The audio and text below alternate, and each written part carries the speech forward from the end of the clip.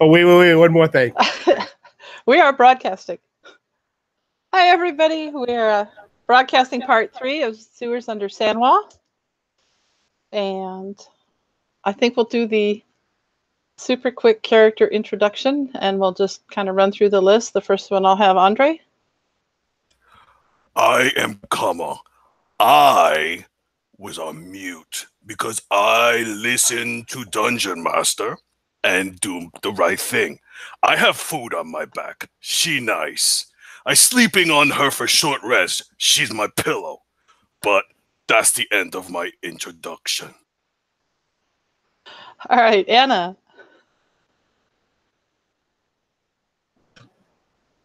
I'm Pugsy. Shortest, ugliest Dragonborn run you ever saw. We'll go to Dami.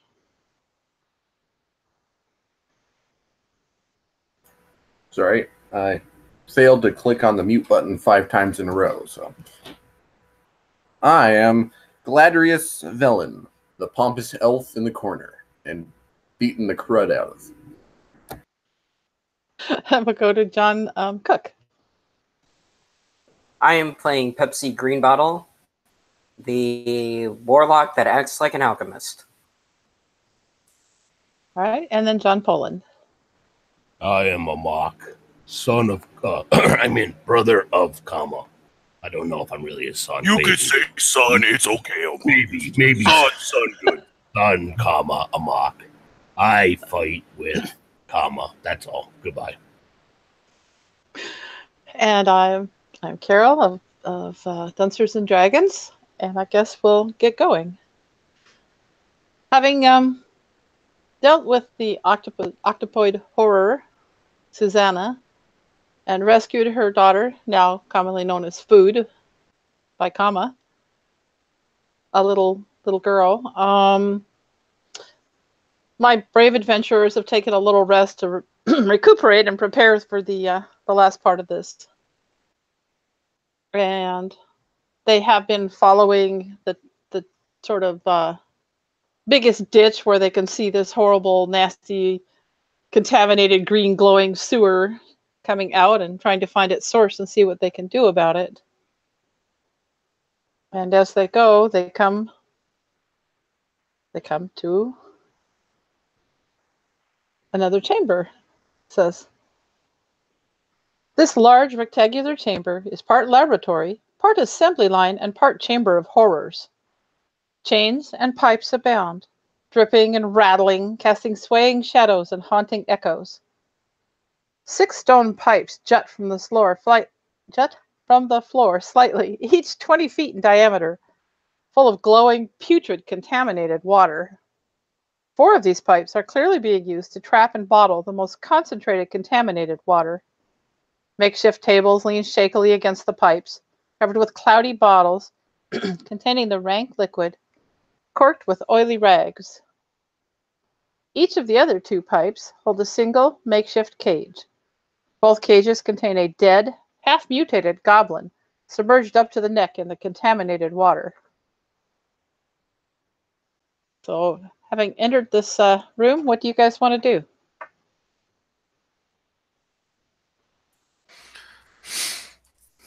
Kama look around. Not like what he see at all. Green, gooey stuff coming from ground. Goblins' necks. Very, very not good for Kama. And food. I don't know what smell come from food, but she's not doing well either. I look at Amok and I say, Amok, you smart one. What you say we do? We leave.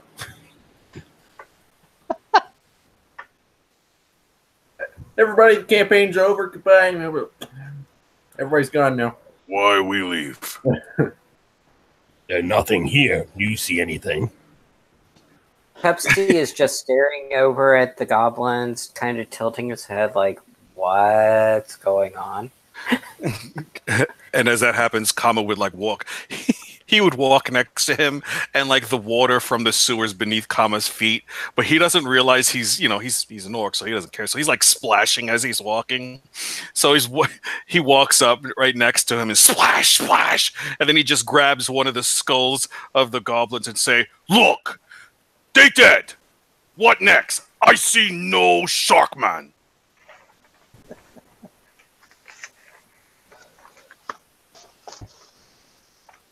And Pugsy looks around. Says, I don't think it was just waste. Someone is doing this on purpose. So, Pugsy, as you look around, you notice various things. There's, why don't you run me an intelligence check? Just add your intelligence modifier to your roll.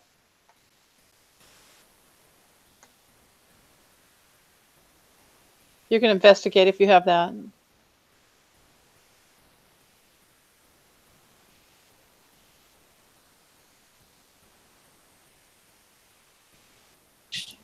Pugsy's not very lucky at something she's usually quite proficient in, and it's a total of 6.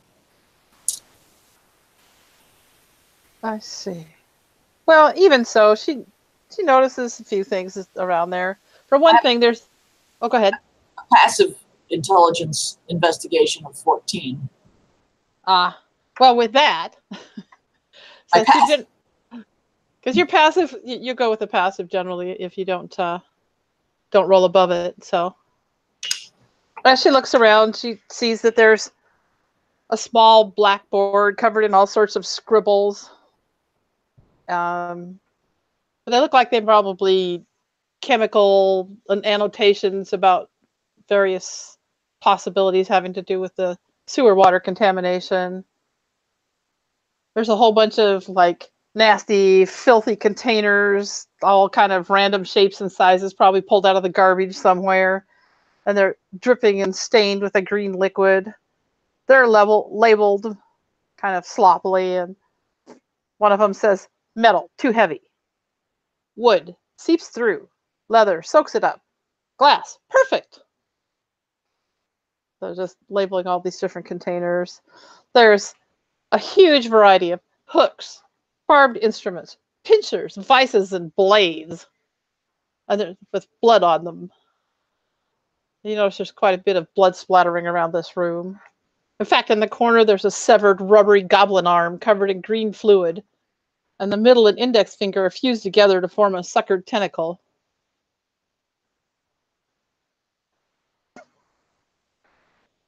Kama walks up to the table and looks at all the weapons with the blood on it, and he looks at his brother and and at the rest of the crew, and he just says, "Warrior here? Who? Why so much blood?" I go over and start looking at the equations. Do I recognize anything?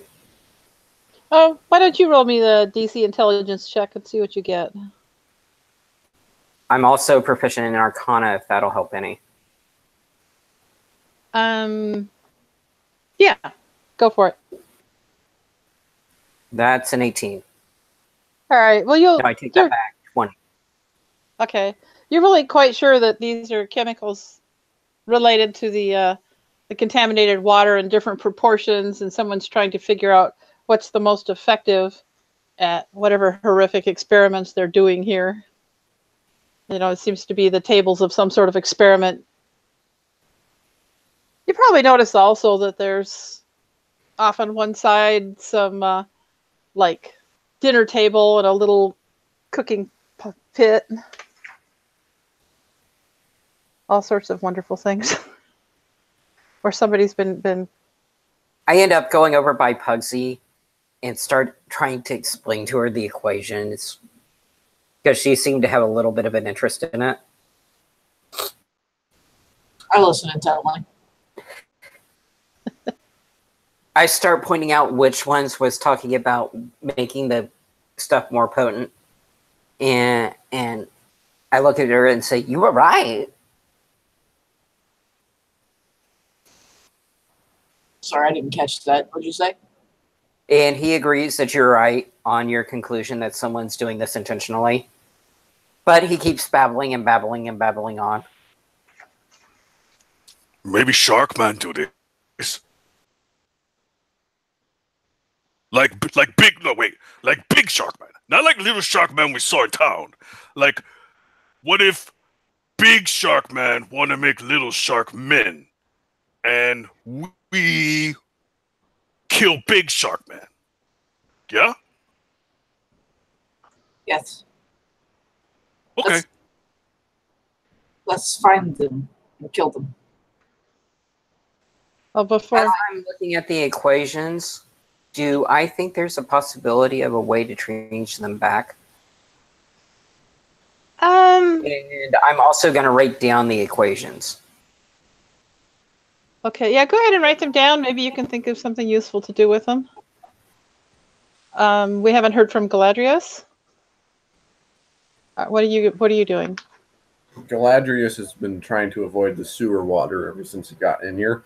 It didn't go so well with the goblins because he was, tossed around like he was a frisbee or something. But right now, his fine silk robes are all beaten and dirty and everything. He's beaten up and he has bandages on him because he bandaged himself up, and so did a mock. What is your passive perception? 13. It's not very high. Well, it's not that difficult. You'll notice that there's a splash around in there, and you hear water sloshing in pipes in other parts of the sewers. You'll notice in the back corner there's this kind of warped old desk with some worn bricks replacing one of its legs, and various papers and odds and ends. And you would notice that there's a serviceman's journal sitting in the middle of this chaos of peculiar and eccentric trinkets with a paper sticking out of it. Is there like a tunnel, or like not a tunnel, but a canal of sewage water in between them, or is there like a puddle of sewage water? There is the canal that you guys have been kind of dealing with. So does he have to go across that in order to get onto the table? No, we won't make him go across it this time. Yeah, he was hoping not to, so it was like, at least it's not across the canal. And he goes over and he starts looking at the journal. All right, do you want to look at the letter first or the journal? The letter first, actually. Okay. In the letter, you'll find it was originally on some fairly nice paper, but it's gotten kind of stained and nasty sitting in this place. And it says, Mayor Zelb, we feel that we must write to you a letter to confess a most grievous error on our part that may affect you. Our Society of Concerned Old Wizard, known as Scow, has been doing magical experiments for the purpose of stopping a plague in the north. Sadly, our experiments failed. The main controls exploded, and the byproducts are so toxic we can't even get back in the control room to turn the machines off. Please do let us know if you were affected by the runoff and need any help. Sincerely, Master Mage Gwendolyn Smudged Wrist, Head of Scow. It says, this is for the mayor, and the letter's in the sewers. Yeah, I don't think the mayor is supposed to be in the sewer. I think, yes, you could safely assume that the mayor never got the letter. Yeah. And if he did, he might be a part of it. Well, that's a thought. Then you'll look at the journal next. All right, so yeah, in this notebook, it becomes pretty obvious that it is the notebook of the serviceman, whoever's been taking care of the sewers, and you're going to find a diagram of the sieve, which sort of explains where the water comes in and where it goes out and all that stuff. And there's a whole diagram, and it explains how there's levers that work to close its hatch. There's a main lever that would close it immediately. The sieve is where the sewer comes in from Dern, the city upriver. Yeah. And you could close, with that, you could close it immediately. And how there's 3 manual override levers located at the bottom of a reservoir. That as you continue to read, you'll find a journal entry from several months ago, signed by Journeyman Whetstone. It reads, "The support columns show more signs of wear. Once we can clean up this mess, they will need to be repaired or replaced entirely." Then you read on a little bit later, and it says, "A final journal entry, signed by Foreman Meselwick." It reads, "Journeyman Whetstone is still missing. Service to these sewers will be discontinued until such time as they are deemed safe."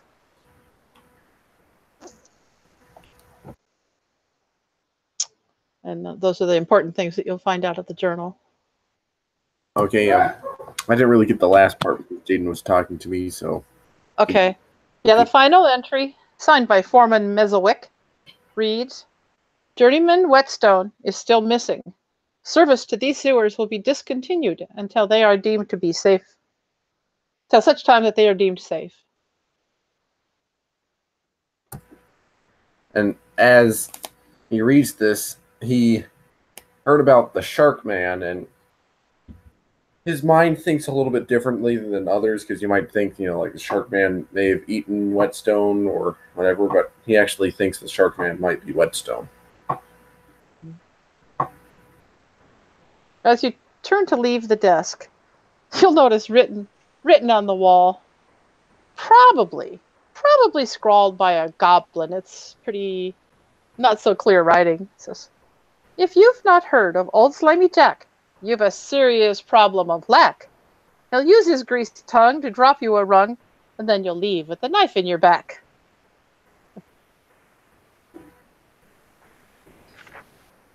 Jack doesn't sound too nice, does he? I don't think Goblin is that good at poetry.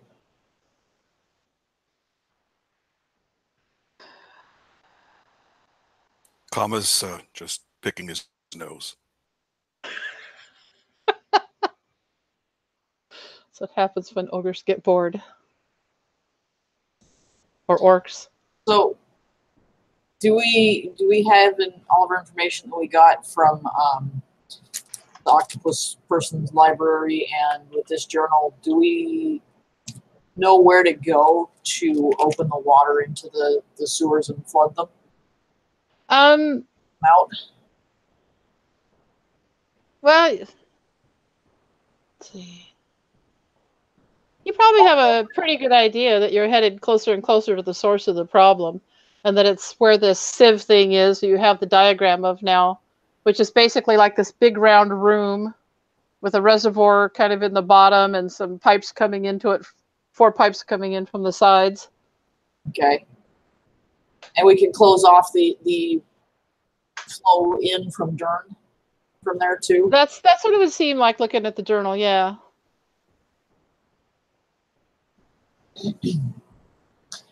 So I look at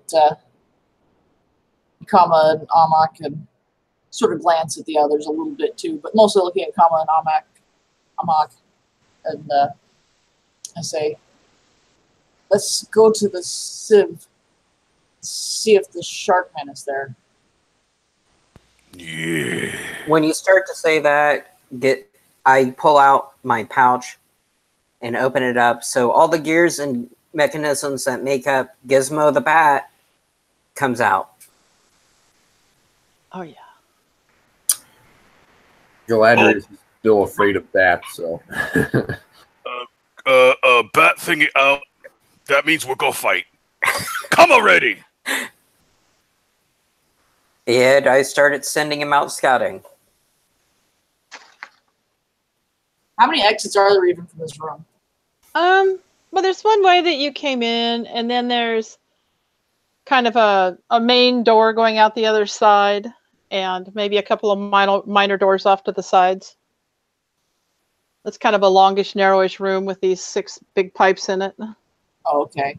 I mean, not that narrow. The pipes are like 20 feet across, so the whole room is, big. But it's not round. Is the channel goes basically straight across it? Goes through the center of it, yeah. You came in along the channel at the south end, and Oh, it came in the south. And Well, I don't know. Yeah. For the sake of this, we'll say south. It's easy as long as we have some reference. And the main exit would be, if you came in the south, the main exit's on the north, and then on your east side, there's 2 exits. And they're smaller. Okay, I'm just gonna start at one side, sitting him down until the corridor turns, and then bringing him back. And we're gonna go. I'm gonna go through that on all of them, Okay. and then we're gonna pop up with the magical illusion, the MMO map, Oh, right. Your elusive map. the M button. Let's see.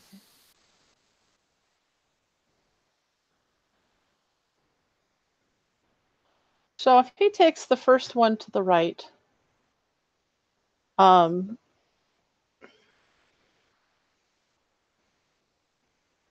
what's your guy's passive perception? Your bat. Kama is a striking 10. I'm asking about the bat. That's doing. Kama did not mean to speak. Oh, comma's fine. Kama didn't make that perception check. Kama's still picking his nose. Yes, comma's just prattling nonsense as he picks his nose. So, Pepsi, how perceptive is your bat?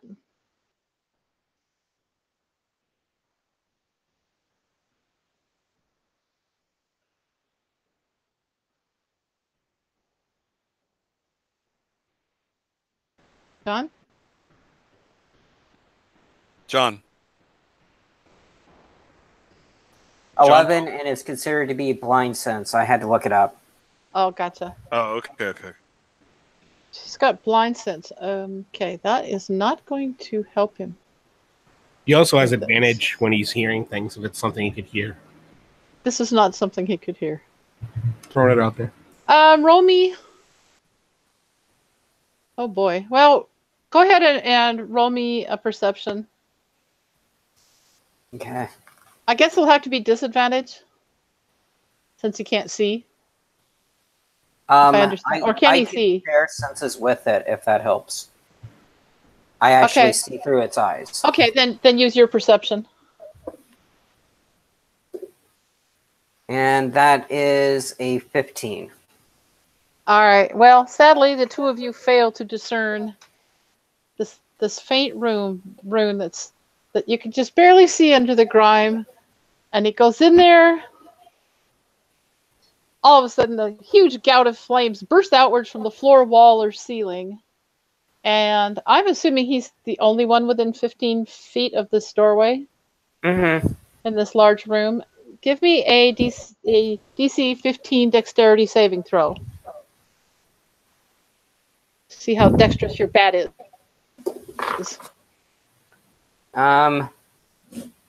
That is a 14 on the die, and he has 2, so that is actually a 16. All right, well then he manages to just barely avoid being fried by this, and is actually pushed backwards from the flame. And let's see. How close is Kama to him? Are we in combat yet, or? No. This is a trap in the doorway. Oh, okay. He set off a dwarven protective trap, and he's pushed of the corridor or on the door. What? Just inside the corridor. So he just left. What the hell was that? I'm gonna roll something here. Interesting. What interesting? I hear big boom, big flash. What do you mean interesting? What's going on here? Fire comes from the ground. He says water, Amok. Fire does not come from water. What do you think, I'm stupid? As you say that, Kama has a little bit of water in his hand. And he makes it catch on fire. He's like, Fire can come from anywhere. That's what happens when you're a wizard. The bat comes back to me a little smoking and steaming. I'm assuming that it's still kind of hot. Yeah, but it wasn't damaged, metal. but it is hot, yes. What? What strange bat find? Strange bat found a fire rune. Oh, first slimy water room, now big fire room. What we gonna do? Do I need to roll an Arcana check to know if that would reset or not? Yeah. Good plan. That is a 12. Well, with a 12, you're not entirely sure. So you're just, you're looking at that going, you don't really know if it automatically resets or not.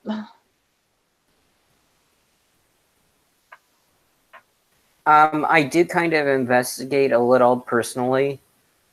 I'm going to suggest to them, I can see magic, it just takes me a little time. Do we want to spend 10 minutes so I can see magic so that I know we won't walk into another?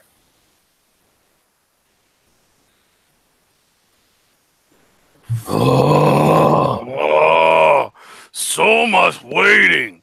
Fine, we wait 10 second thingies. Come on, maybe you break open big door over there.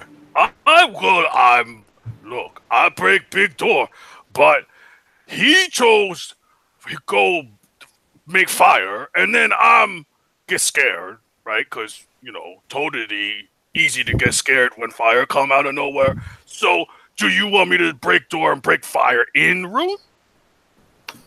Yes. Okay, let's do it. So I'm not sure exactly what door you're breaking. Whichever one the trap was. No, the one due north is the one I was pointing at. Oh, the one. Yeah. Sorry. There's not actually a door in the trap. There's no. So Kama walks up to the open corridor where there's a door, and then he looks back at Amok and goes, "No door."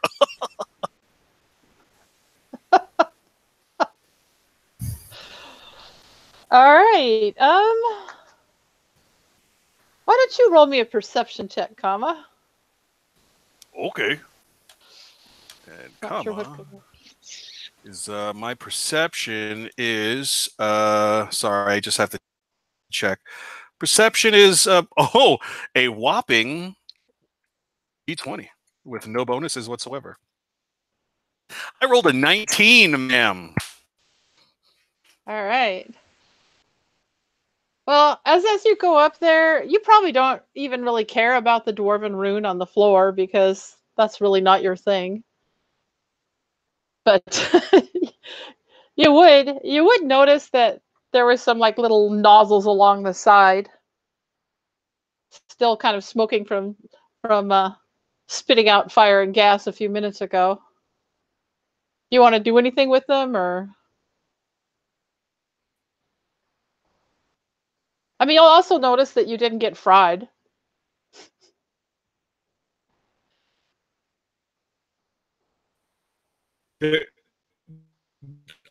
On the door? Can you hear me? That kind of broke up. Can you?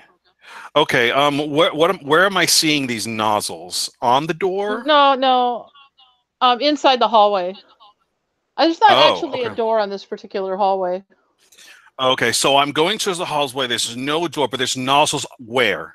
They're sort of like hidden alongside, on the walls, just kind of hidden between the stones. This is where the fire came out. And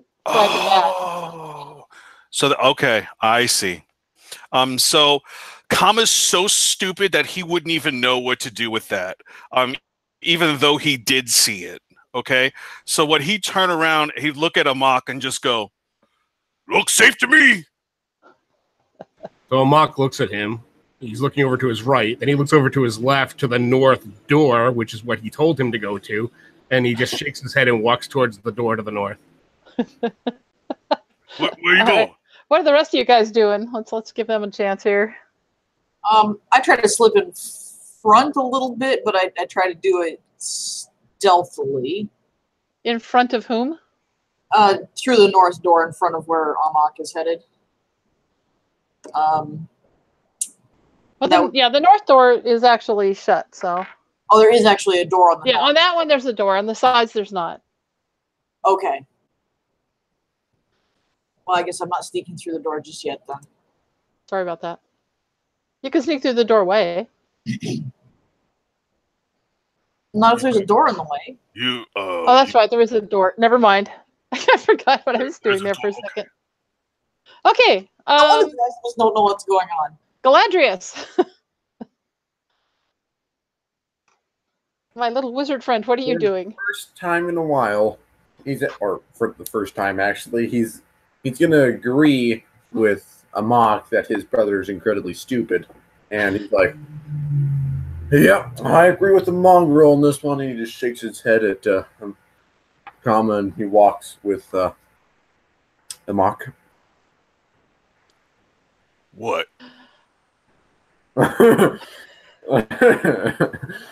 What? You know, stupid say what? Exactly. Pugsy?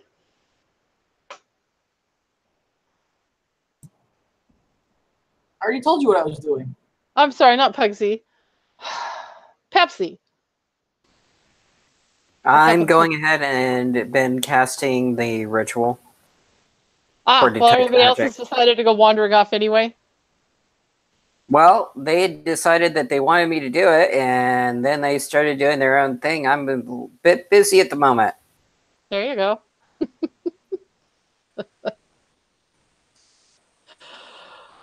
All right, we're back to Kama. Are you still wandering down, going off this place, or? No, come on. Not know what anybody talking about right now. Kama a little confused. So what Kama try and do is follow brother Amok, who seemed quite cross with Kama. And as he follow his younger brother, he say to him, Uh-oh,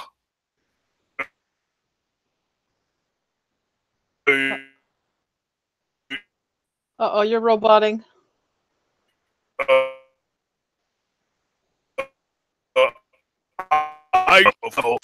Let someone else go.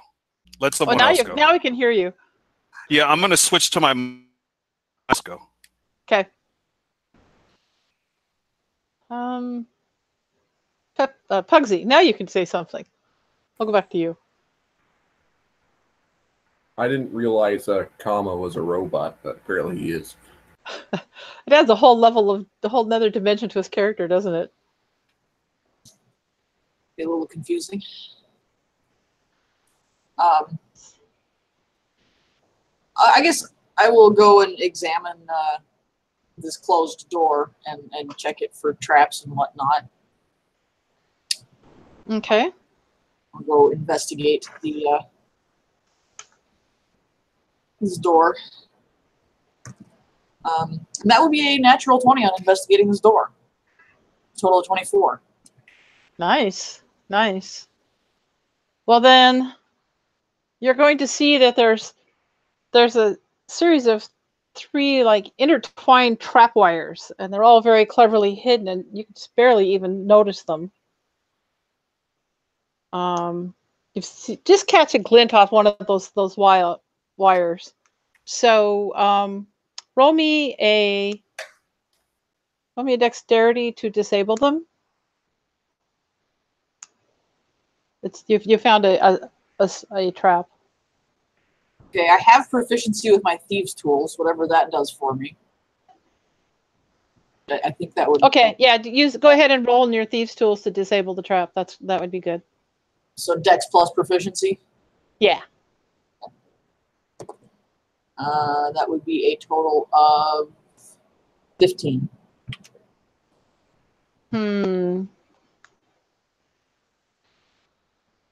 I don't know. You can't. Okay, you can't quite figure out how they work. So you've got these, you've got these wires around that door, and they do something, and you know it's a trap, but you haven't figured it out. You Have I had time to complete the ritual? Yeah, I'll give you that. As she's trying, I go back over and encourage her to try one more time. And with that, I'm going to do the help action because I'm also proficient in thieves' tools.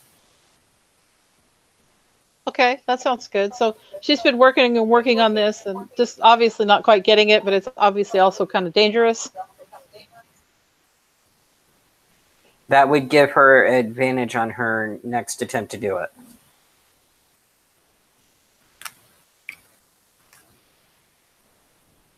Okay, Pugs, give it another try. All right.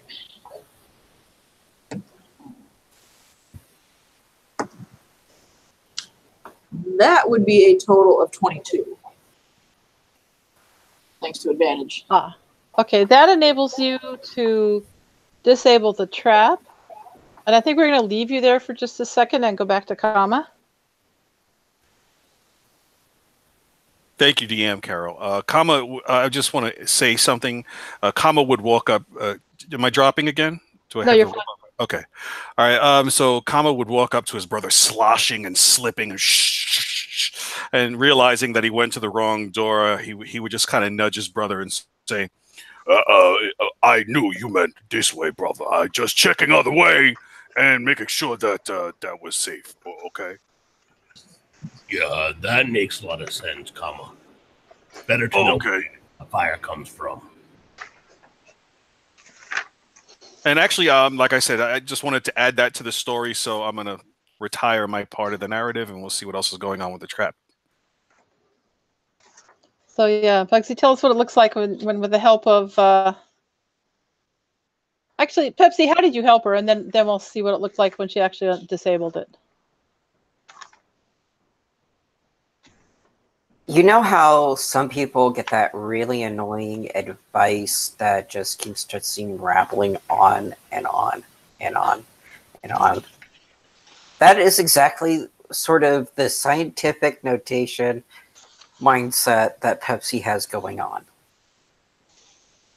Perfect. Sound like a mock.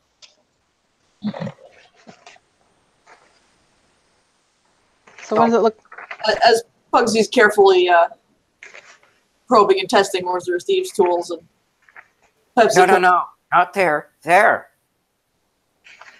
Don't you see the connection? and offers his insight. She gets a little bit annoyed, and then suddenly notices that what he's pointing out is actually exactly what she was missing, and it springs the wires harmlessly from where they were taught. All right, let's see. Sort of glances at Pepsi and shakes her head. Galadrius, what have you been doing? I was following a mock out the door, or not out the door. I'm just waiting for Pugsy, my little pet, to finish her job. So, Little pet. so he's just like, "Hurry up!" He's tapping his foot, and he's like, his hand on his chin. He's like, "You have all day. I have to go clean these robes sometimes." So when this is going on, Amak, what are you gonna do? Mock will wait patiently for a little dragonling to finish doing whatever the heck she's doing, so he can continue going through the door that he was planning on going through, regardless of whether it was trapped or not. All right. So I'm assuming that you've probably gotten to the point where you're going to open the door and go through it. Who's going to go through it first? Mock will. Whoa. You sure? Mock turns and just kind of shrugs. Yeah, someone has to go through door. Okay. And Pepsi starts pointing out, saying what each trap would have done in each trip line. Great.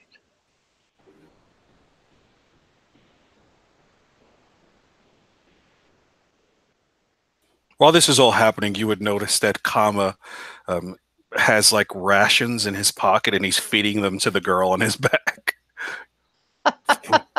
You eat food. You stay full.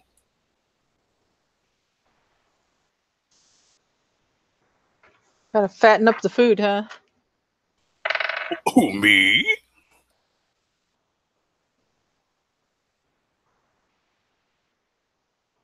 As long as she's not screaming and crying, and whatever.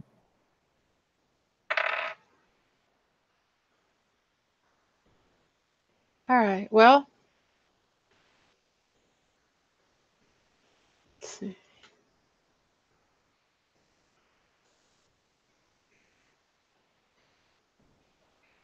I'm going to slip a little bit ahead of the party into the shadows and attempt to move stealthily down the corridor. All right. Roll me your stealth check. That would be a total of 19. All right. So you're pretty sure that you're stealthing down the thing. What you're going to find is kind of a long, tall hallway, continuing with the channel of sewage coming, nasty green glowing sewer gunk going down it, and some kind of funky blue glowing mass of mycelium with these bluish mushrooms growing on them. I carefully do not touch any of it. When I think she's about 20 to 30 feet ahead of me, I sort of go in stealth behind her, trying to just keep up enough that I would be able to hear something if something goes tragically wrong. I've got a stealth of 15. Okay. Amok. What?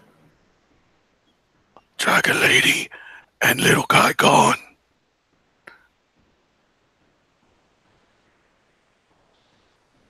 Just want to give you update. Thank you, Kama. That's good to know, I guess. Okay. You want to battle cry and run down hall, or? Oh. You want me? Kama hears in his head, "We're just hiding so we can see what's going on. No one else hears it." Oh, okay. About this time, you hear this kind of rumbling and sloshing and the sounds of waters, and everybody needs to roll me a dexterity check. Your dex save. I'm sorry, Constitution save. Sorry. No, a dex. I'm sorry, a dex save. Never mind. I got to decide exactly how this works. Yes, you need to roll me a dex save. 14. Okay. I'm gonna get Got 30. Okay. I'm probably screwed no matter what, so that's still going to be a total of 11. Kama get 18. I also have 18 too. Excellent. Yes, unfortunately, the one that has a total of 11, because the DC was 12, fails the dex save. Roll me a Constitution save. Because never mind. Before you do that, I'm sorry.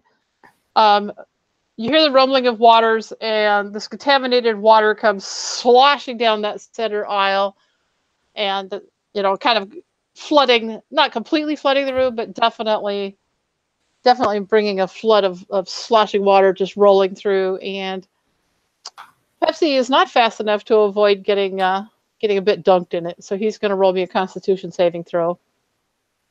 And I'm probably getting sick at the same time, but that's a grand total of 4. Oh, yes. I need a D20 roll. That's a 16.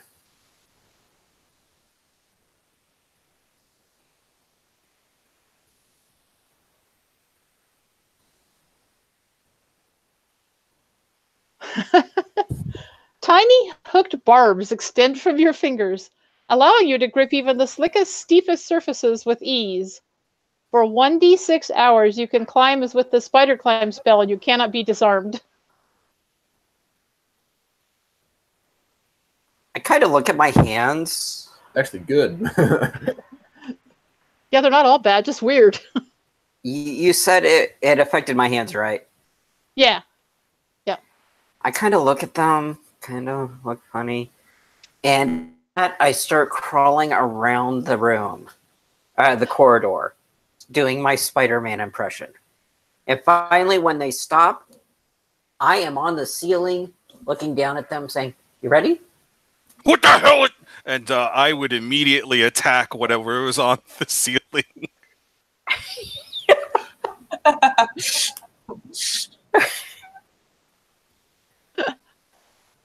I'm joking. I'm joking. I would probably, just for the sake of humor, that would be something that I would do. But please just grant the miss. I would swing and miss, and then I don't want to hurt him. Okay. Yeah. So yeah, we see Kama freaking out at this little, suddenly noticing Pepsi climbing on the roof, which he hadn't even seen a minute ago, and swinging wildly at him. Little guy. I almost took your head off. What do you do up there?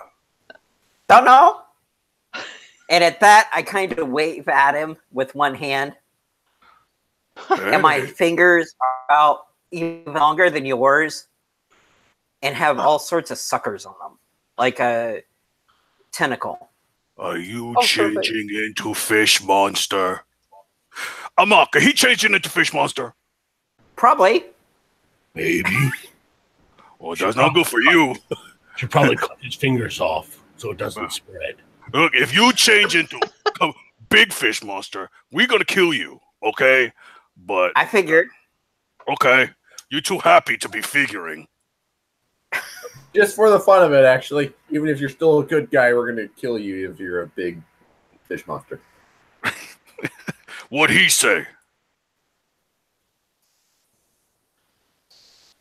All right. So that'd be it. I'm done. All right. Lindsay does her very best not to bust out laughing because that would ruin her cover. And Pugsy, you hear in your head, "You just wish you could climb like this."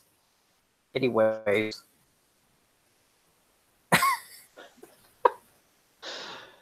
So our interesting crew continues down the passageway, and I think actually I'm going to have to take a break here.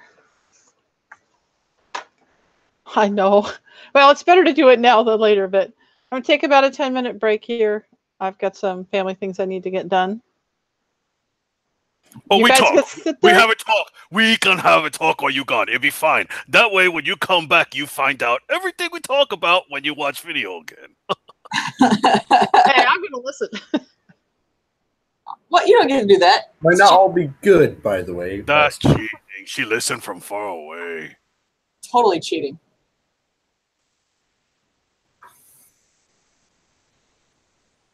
Okay, so I say, little guy that can climb, we send him ahead.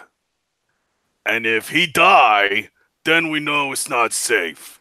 And we, 'Cause don't, he, and we don't care afterwards either. Our little spider guy died, just like squishing a bug. right, exactly, yes. That he die, and then we just move on because he could climb. And look, if he could not survive and climb like that, he deserved to die. Period. That's how I see it. What about you, Amak? Yeah, okay, fine. Just don't say nothing, Amak. Fine. No, I think. Yeah. No? Okay. Strong live, weak die. Right, yeah. And then people who climb on walls go first. Mm, Do you know anyone else who climb on walls? no, no one. Then they go first. It seems like some sort of abomination. Obama. Obama what? Who Yep. that? Obama. Obamacare? What? Yep. Need to sign up before it's over. I have no idea what you talk about now. Me either. Sometimes Grumsh powers my mind, and I don't know what I'm saying. Well, a mock's abomination, so or a abomination. If he was the abomination, this would be over very quickly. Oh, we killed the shark guy, and then we went and he just ripped out the whole abomination. I'm a beautiful rose. You're a colorful rose. Rose? What? He a green rose. Well, actually, orangey skinned. Oh, orangey skin. I'm an orangey rose.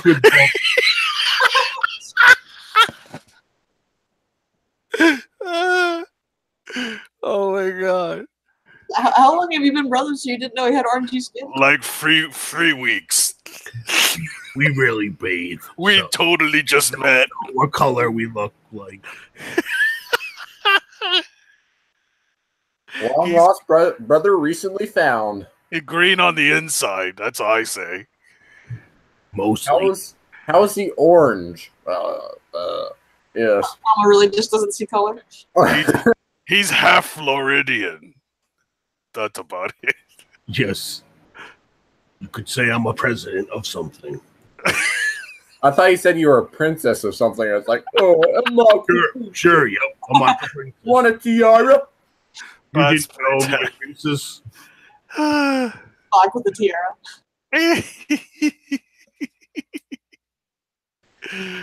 Oh my goodness! Pulls out a tiara made of bones and puts it on.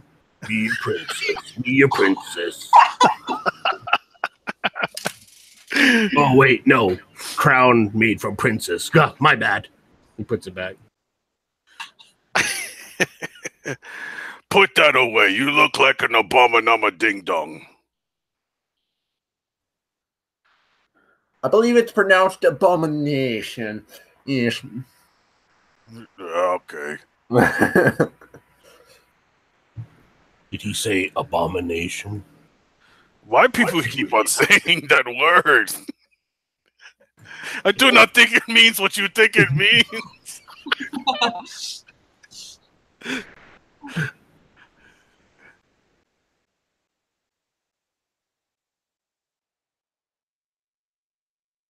Dude, we totally have to do a dwarven campaign and assault on a human city, just where everybody plays orcs and they're trying to get over the wall to to just take over the whole town. Oh man, that'd be so fun. All right. I will have to say, Andre, you get inspiration for the Princess Bride reference Yay! because it's traditional. And he gets the. You're the princess. He gets the. I know it sucks, doesn't it? I don't know. Why doesn't the princess get all the inspiration?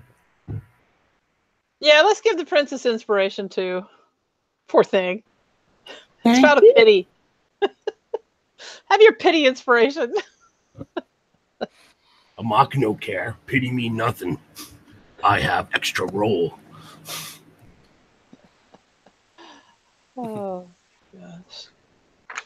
What is this extra roll you speak of?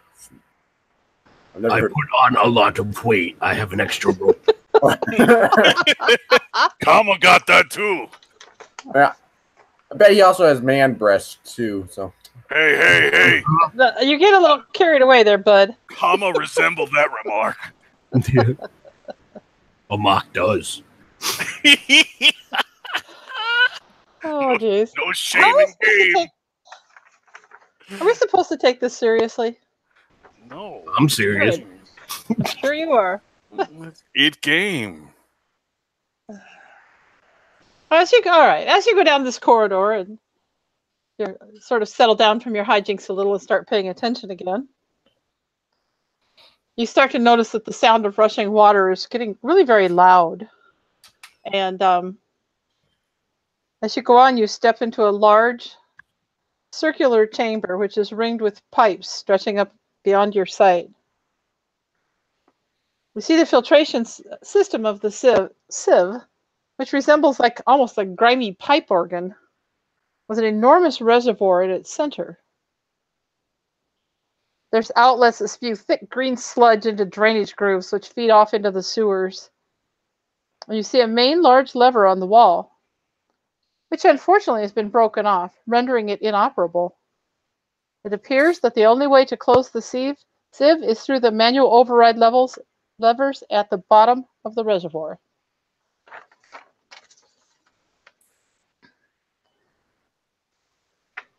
So basically, you see the pipe junction very much like the diagram. It has a large reservoir in the center with a circumference and depth of 60 feet. And so you have this big round reservoir that's like 60 feet wide and 60 feet deep, and it's got four pipes coming into it, or passageways. You'll notice that there's some my flavor's bad, just bad. But there's smears of blood around, and why wouldn't there be just random blood everywhere? Why not?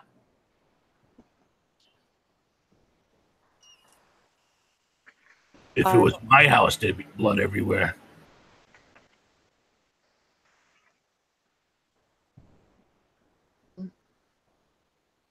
yeah. Fear not, everyone. Fear not at all. Kama take you down there to make sure we take care of all this. Amok, is Kama right in saying that we go down there and shut off all this stuff? I don't know. Well, I was just going where they were going. No one said what we were doing. Well, I think that makes Sharkman come out if water no flow no more. How do we stop it? I have no idea. I just coming up with ideas that are bad. We could throw rocks down there. I can throw food down there. I don't know if she can swim. Wait, how deep is the pool? Oh, I know you said that it's... Yeah, there's a pool of water in it. Right. I really missed that. Yeah, there's a pool of water in it now. The reservoir is 60 feet deep, and it's mostly full of water. And as you're standing here and talking, once again, you hear the sound of rushing water. And they start to sprinkle some sort of foul-smelling rain on you. And this time, your torrent of water is the last one was nothing compared to this one. Thousands of gallons of dirtish wastewater empty into the pipe junction. Okay. This is not good. We have to do something now. Yes, the first thing you're going to do is roll me a dexterity saving throw. Woo, here we go. As this whole place just starts to fill up around you. Oh, boy. 14 for bugs. I also got a 14. Kama got a 12. I got a 13. I got a 14. Well, everybody else manages to keep from getting smashed into the walls. Unfortunately, you didn't.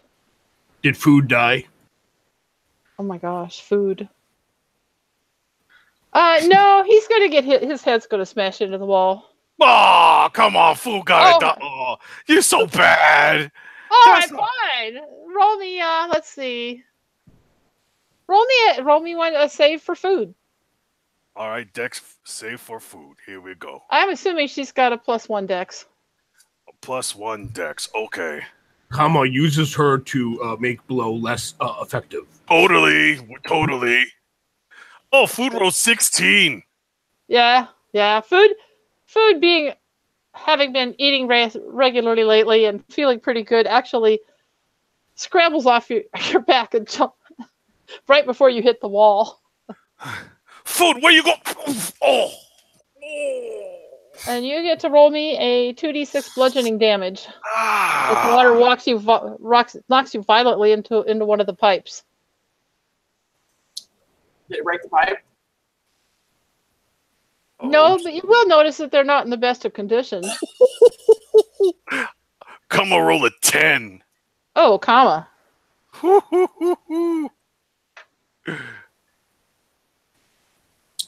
comma. You had Okay. temporary hit points too. He probably didn't hit his head then. Must have hit something more vital than the brain. Like my knuckle. All right. I think I'm going to take all of my damage. Kama down to 26. Not good at all for Kama. Yeah, his brain's the size of a pea, so it would be really Right. hard to get past all that skull before you hit his brain. So now everybody is swimming. Oh, great. That's lovely. And the water having sloshed through is kind of gradually draining out of the room down the sewer pipes. Everyone would notice that Kama's swimming, going, "Food! Food! Come here, food!"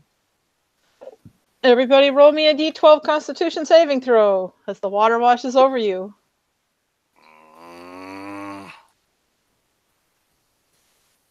Wait, you said D12? I'm sorry, D12, DC 12 Constitution saving throw. Okay. Okay, I'm on the ceiling still, so Oh, that's right. You are on the ceiling, so you're fine. Kama roll 15. 19. Okay. and when I notice food is trying to dodge, I try to grab her.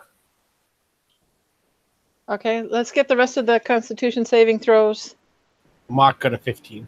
Okay. For the puny elf, he got a 9. Oh my. I see. I roll from the table. Yes.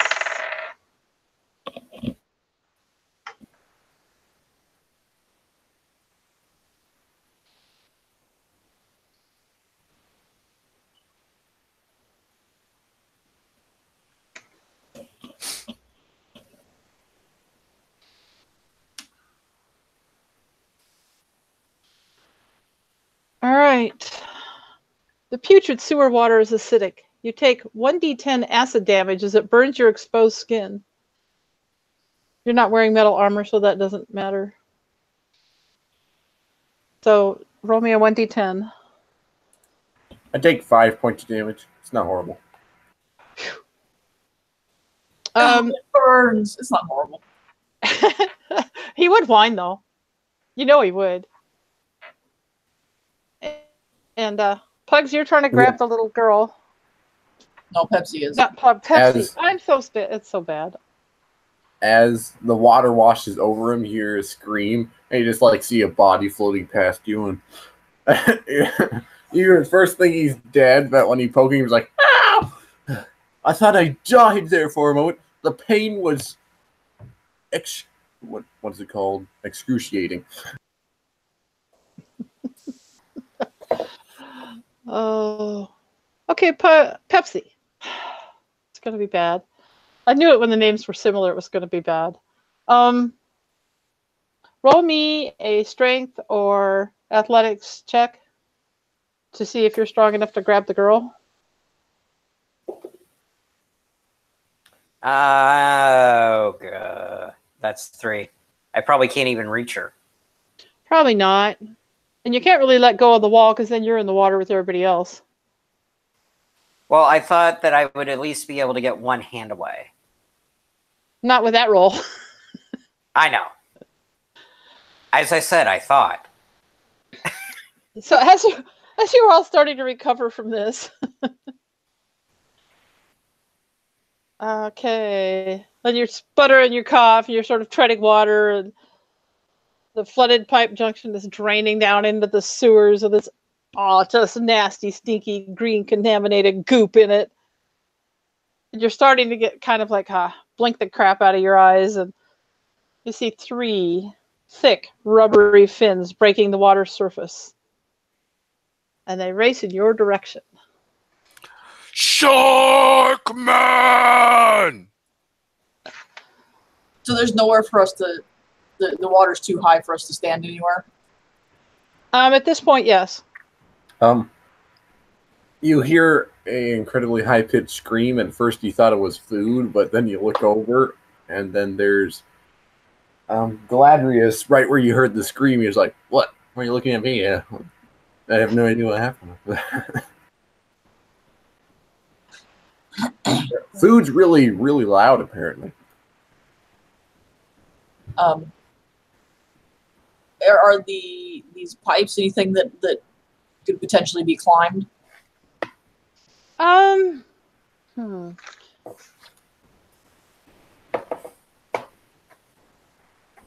You can try. The word potentially is in there. They're kind of slippery and kind of big around, but just maybe you can get a hold of them if you're acrobatic enough and dexterous and clever and lucky. Is there anywhere like up in them where if I were to get up there, there'd be a platform of any kind? No. They just go up the wall and into the ceiling or whatever? Yeah. Okay. I'll try. Whatever's the pipe nearest me, I'll try to climb it. You want acrobatics?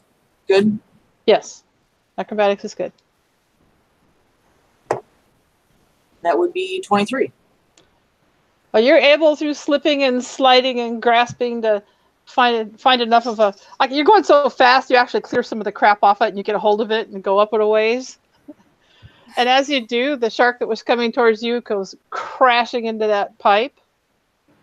And the whole thing kind of shakes a little, but you're able to hang on. And you'll notice that there's some damage being done to this pipe.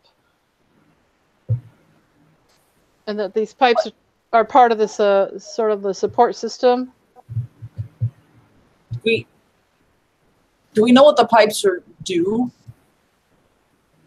But didn't you guys read that before in the note? You read that the supporting pipes, if they broke, that everything would like kind of fall or something like that? Or did I misinterpret what the DM said? Yeah, there's the pipes I'm talking about. You're climbing is one of the load-bearing support columns. Right. Yeah. Okay. Yeah, that's key. That Then we got to destroy it. And if that all breaks, then you would imagine that maybe massive amounts of fresh water would come in. Yeah. So that's one thing that you can do. And whoever was high in perception probably noticed at some point that the 3 levers are down at the bottom of this water too. Yeah, but you can't count on me because I'm so stupid. I would not even think about that. Plus, I didn't read the note. Well, I was going to try to climb down there with spider climb and then use mage hand to try to lift them up. But there hasn't been time for that yet. Right.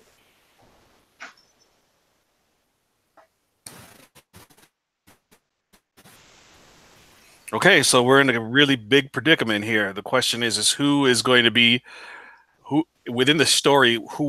How will we narrate the breaking of this thing? You can attack it. Right, but I need somebody either to provide me with motivation in the narrative because I just can't be like, "Hey, beam, attack!" You know, just their initiative. I was going to say initiative, definitely. He sees an enemy. That's all he knows is there's a back guy. Let's roll some initiative. I think that's a brilliant idea. I was so excited with all this that I kind of forgot minor details like that. A mock and 11.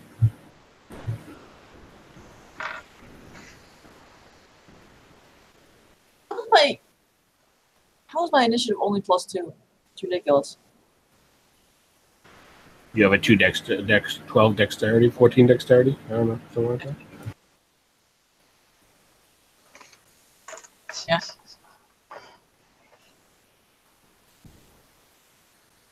It's not for some things. People put it in the side. Okay.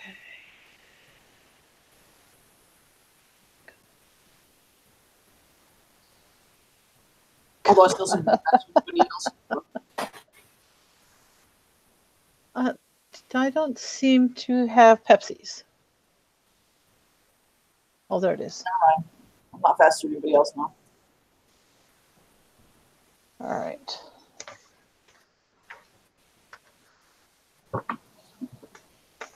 Where's the rest of my stuff?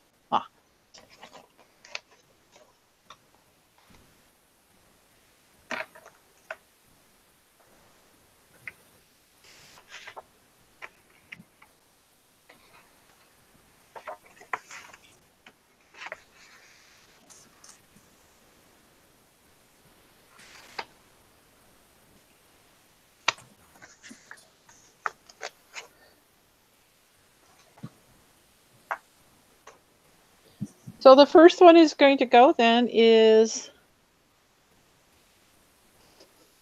going to be Pepsi. Okay. Have the sharks seemed to notice me, considering I'm not actually in the water? Probably not. They certainly can't attack you if you're not in the water. Well, I was trying to determine if I could do my climbing around, get behind them, and start to go down towards the pipes, the release valves. Okay, those release levers underwater? Mm-hmm. I figured, how much more can it do to me? I'm already mutated. Right. All right, so you're And just going to spend your stop turn. them from getting mutated. Hopefully.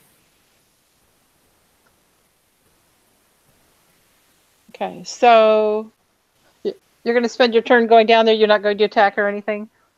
I'm not going to attack. You said it was about how far down? The actual reservoir is 60 feet deep. So it'll probably take me a full move just to get over towards there, not even getting in the water.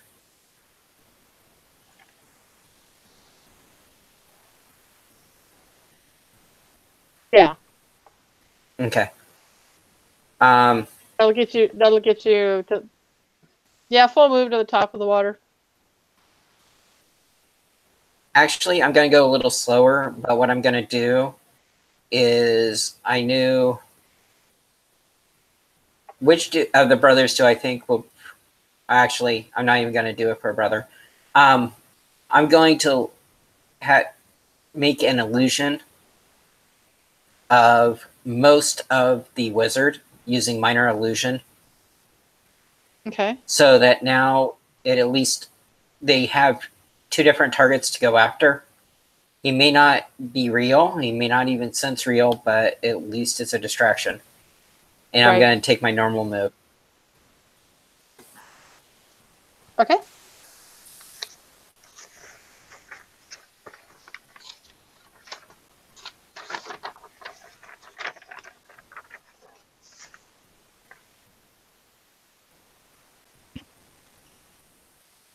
So the next one to go will be Pugsy.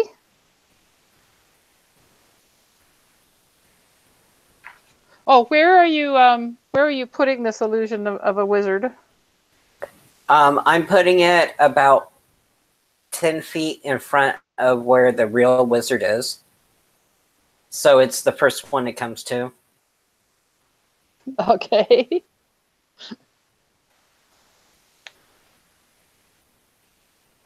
Then we'll go to Pugsy. Bugsy is several feet up this pipe, clinging on with her little brittle, ugly, weird-looking claws, and looking around at the oncoming sharkmen, and noticing that the column pipe was somewhat unstable, and glances at Kama and Amak and says, "If we break the beams, we get fresh water." He glances. Break beams! Right! Can't really attack from here because I'm sort of, using my hands to not fall.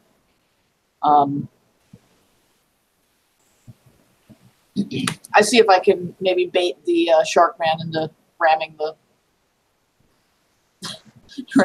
pipe again. Like maybe push my foot down close to the water or something to get his attention. So you're going to splash in the water with your foot and try to get his attention? And then quickly jump back up again. By jump, I mean pull myself up. All right. Do me another acrobatics. to see if you can get back out of the water. I realize you haven't let go, but you're moving around. 6 feet. That will be enough for you to splash in the water or try to get his attention and then get back out of reach. Although if he breaks the one I'm holding on to, it could be bad anyway, but you know. Whatever happens. All right. Is that your whole action then? Yes. Is the water level going down? Water level is slowly going down, yes. Do I have any estimate of how long it will be before I can actually stand on the ground again? It's going to be longer than this fight, I'll tell you that. It's going to be like maybe half hour or so at least before it gets down. Okay, in that case...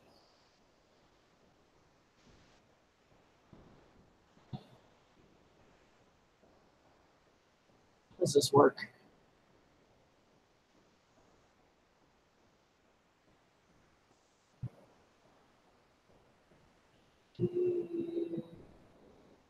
Are these sharkmen lined up by any means? Or are they just sort of randomly... I see them moving at pretty great speed, probably kind of circling.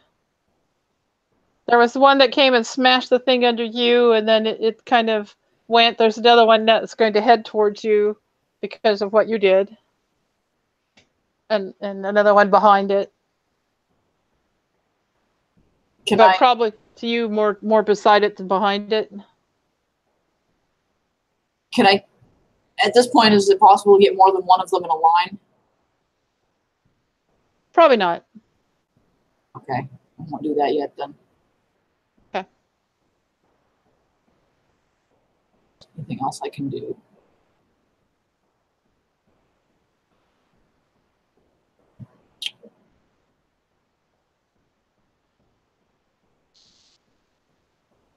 I can't imagine any way to use my short bow from here.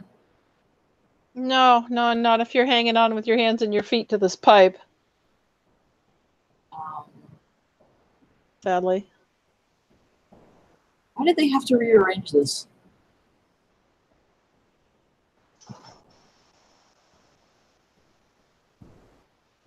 Oh, I guess that's my turn. Okay. Then we move to Amok. Mock splashes over to his brother, reaches out a hand, and at the same time he does two things. One, magical light glows around his hand and flows from his arm into his brother, healing him for 10 points of damage. And then he whispers, Now, Kama, feel the power of Grumsh flow through you. And you have a inspiration die. And I'm done.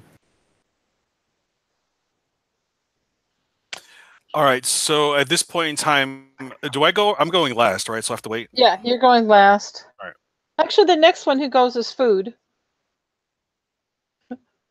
So you're food. What do you do? Food is just going to swim as best she can behind Kama because she figures Kama is big and strong and will save her. So she's getting Kama between her and all the shark men. Kind of gets close to smart girl. Smart girl. Okay, so she's now behind Kama. Yes. Okay, great. And now I just want to. I do have some questions, and I hope you don't mind because I really want to frame this properly. So Pepsi. We still have Galadri's to go. Oh, okay. Well, then I'll wait for him to be done. Sorry about that. You're really going. It sucks to go last. No, it's not that. It's just that I didn't understand. I didn't understand what was going on. Okay. Well, I mean, you want to ask your question about what's going on? We could do that.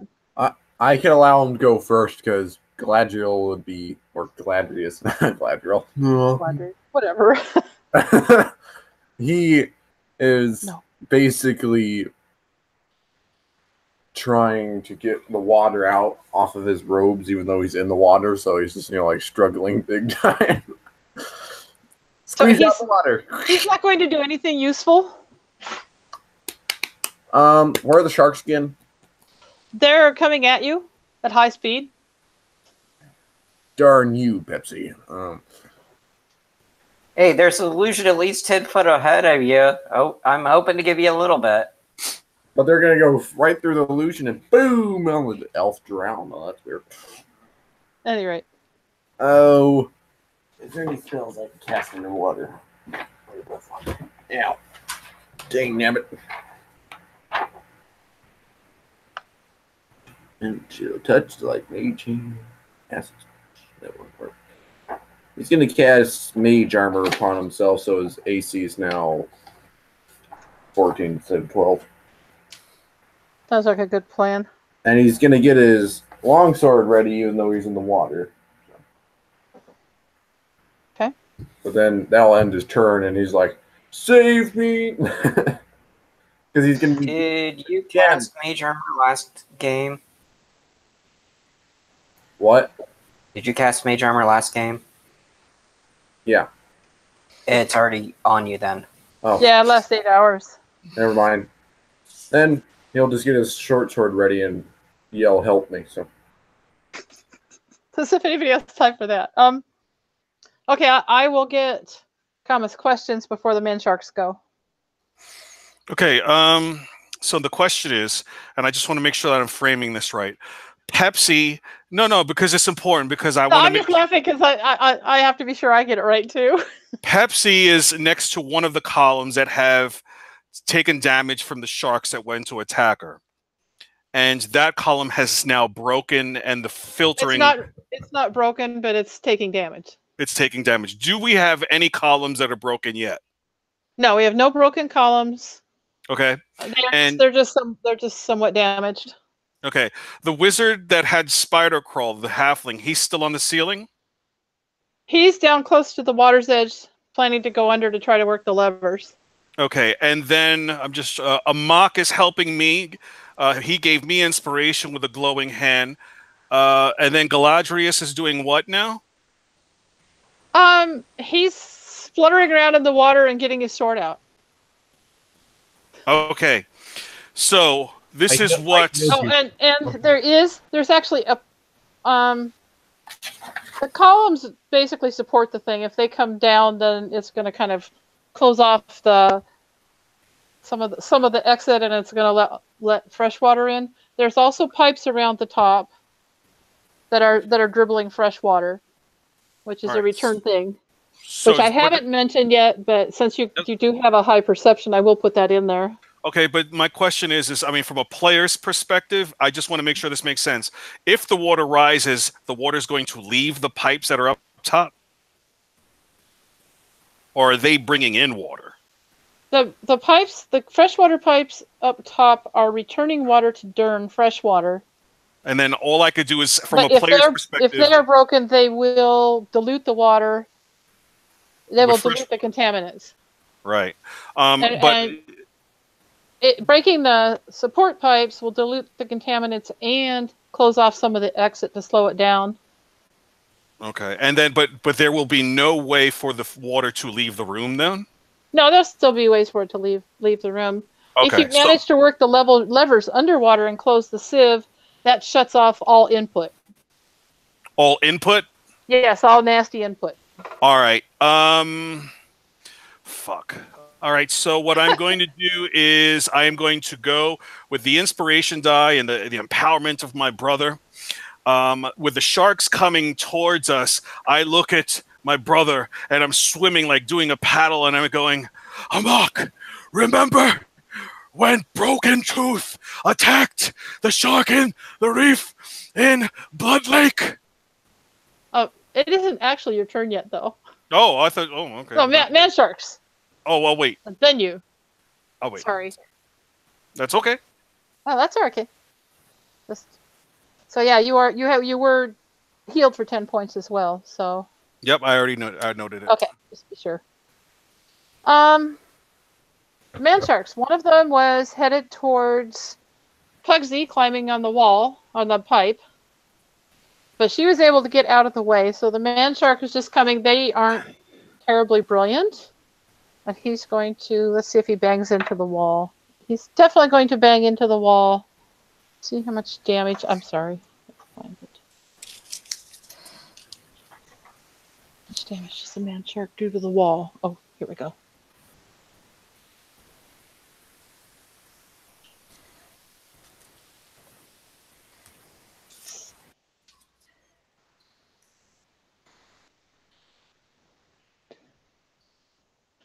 All right, he's going to hit the wall, the pipe.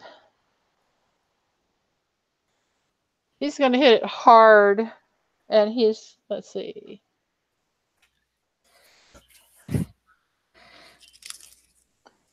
He's going to, yeah. He's going to hit it hard, and he's going to do significant damage to it. We'll put it that way. And Pugsy's going to have to hang on tight. But her roll was good, so I'm going to let her hang on tight.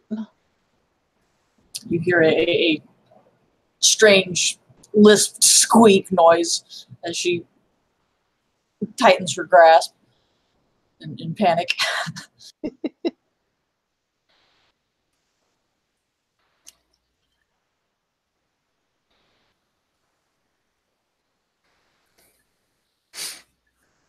Yeah, I don't think your pipe's going to hold up a lot longer. Okay, now we get to do comma. Oh no, Okay. there's 2 more man sharks. Yeah, that's what I was about to say. There's only one. Wake up, woman. What's the matter with me anyway? No, it's fun. Go. One of the man sharks is going to head towards the illusion of Galadriel. Galadriel, whatever his name I'm gonna is. kill Pepsi later.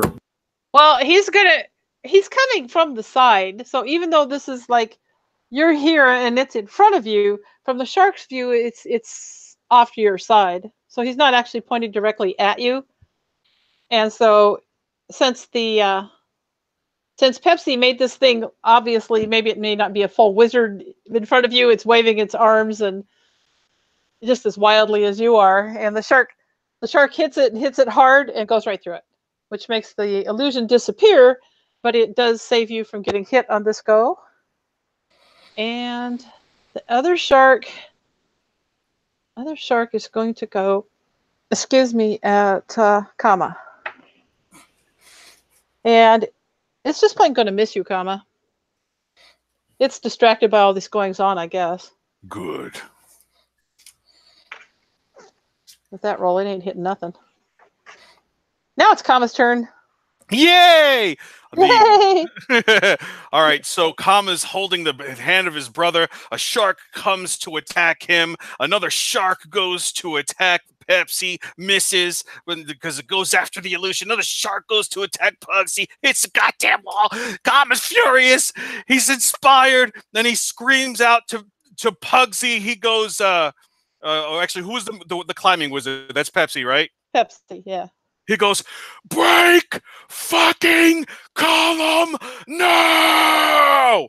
And Pugsy, he's going to get a superiority dice as Kama has used, what is the action? I'm sorry. Kama has used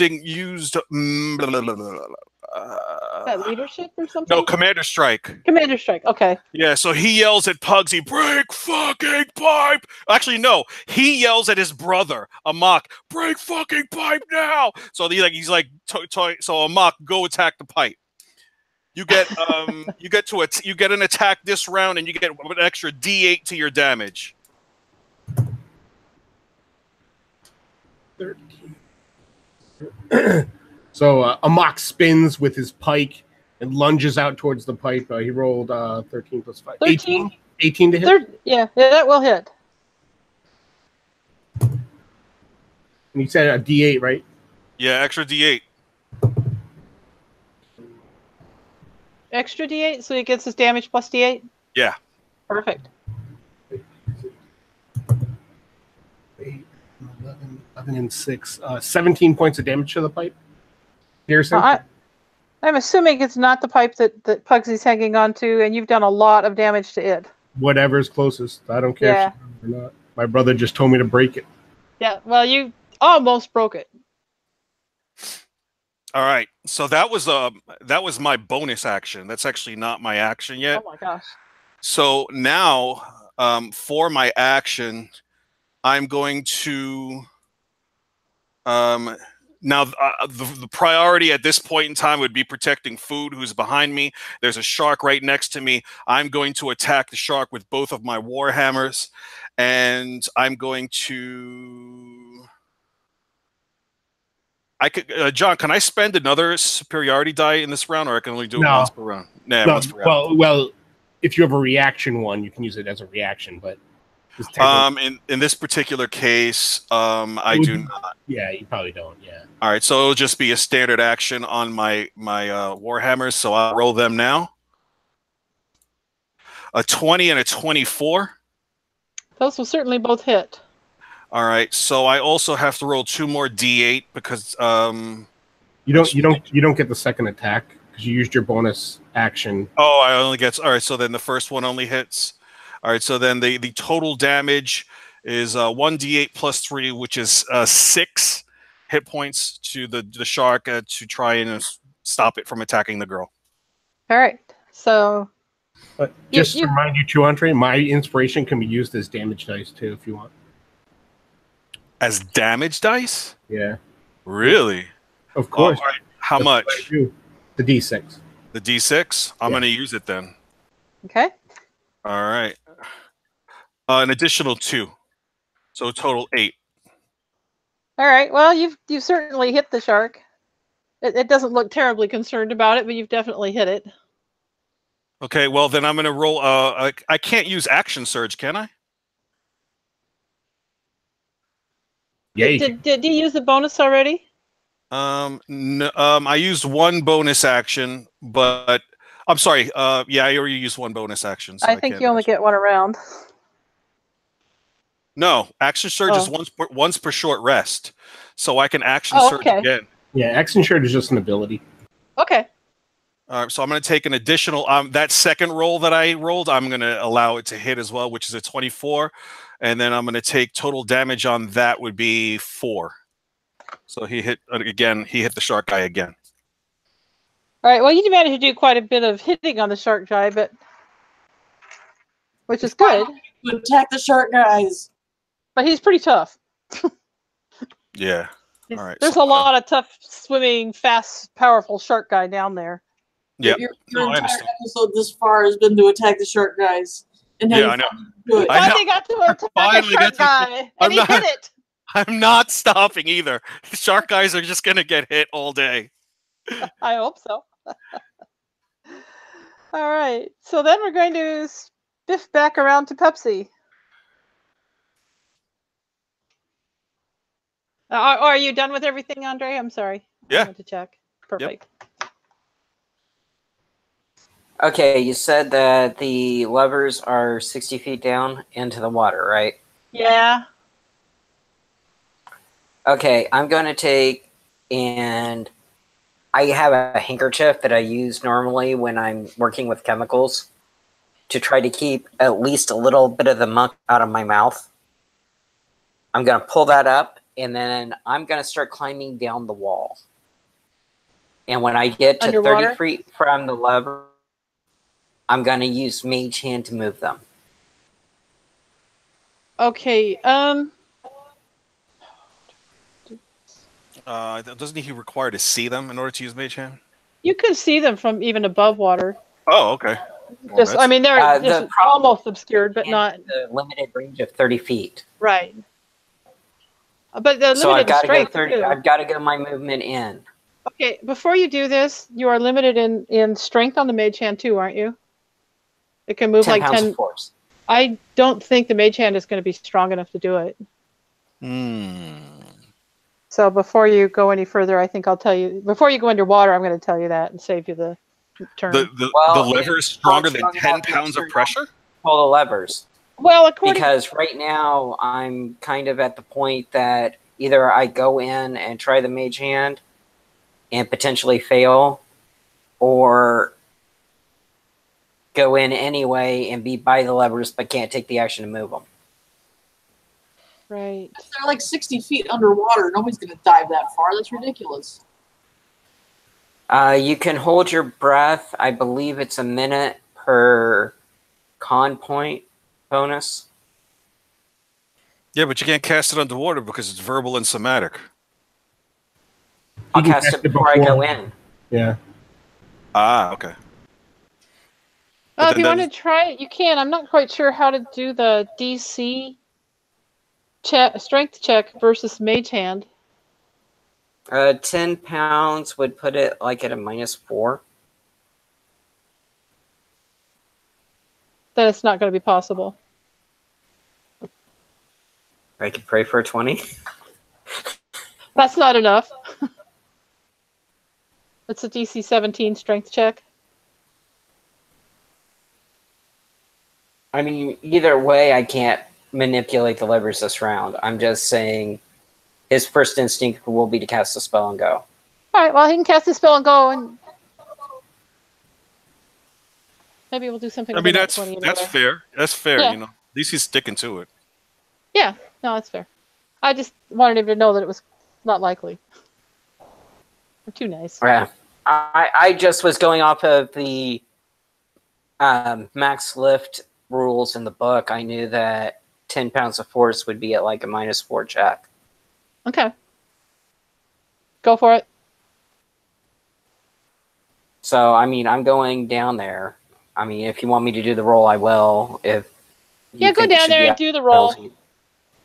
Do the roll, and we'll just see what happens. That's only going to be a 5 anyway, if we're doing a -4.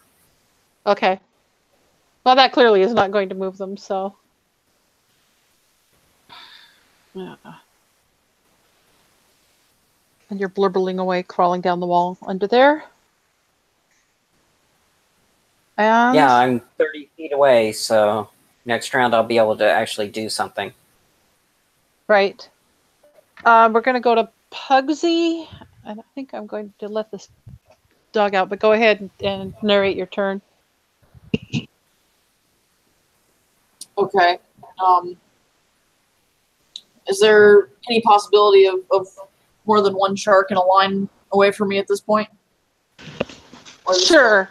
They've come around, so they're lined up and they're both headed your direction. There's two of them headed at me. Okay. Even better? Question mark? Well, one is in front of the other one, so.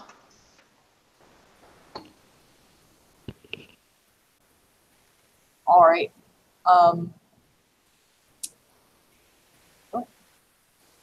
going to use my my breath weapon on them then. Yeah, you finally used it. Yes. Okay, your breath weapon is acid. Oh wait, are they within 30 feet of each other? Yes. Okay. Yes, I'm clinging onto this freaking column and see these two sharks finally sort of lined up. I turn and I go and put out like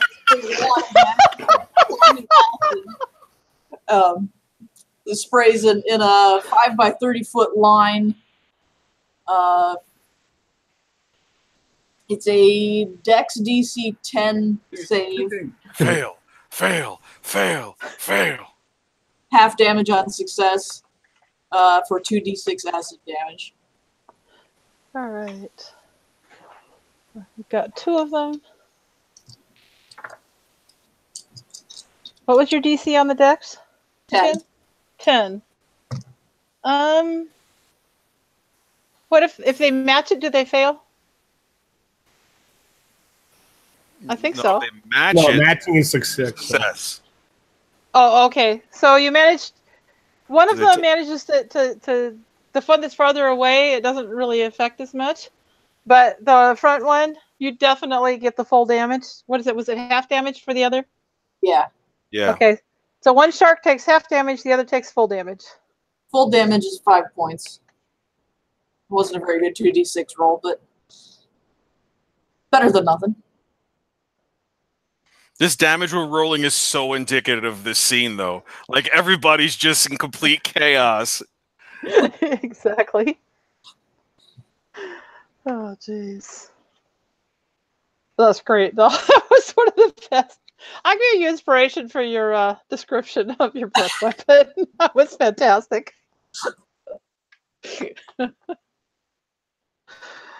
Oh, Amak, you're up next. Are you done? I'm sorry, Anna. I don't know what else I would do. Okay, move. You know, but I think you're. Maybe get a little further up on the column. Well, if you move, you'll have to roll more acrobatics. So think about this side.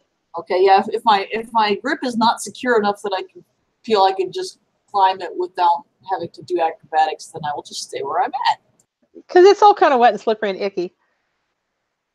Okay, Amok.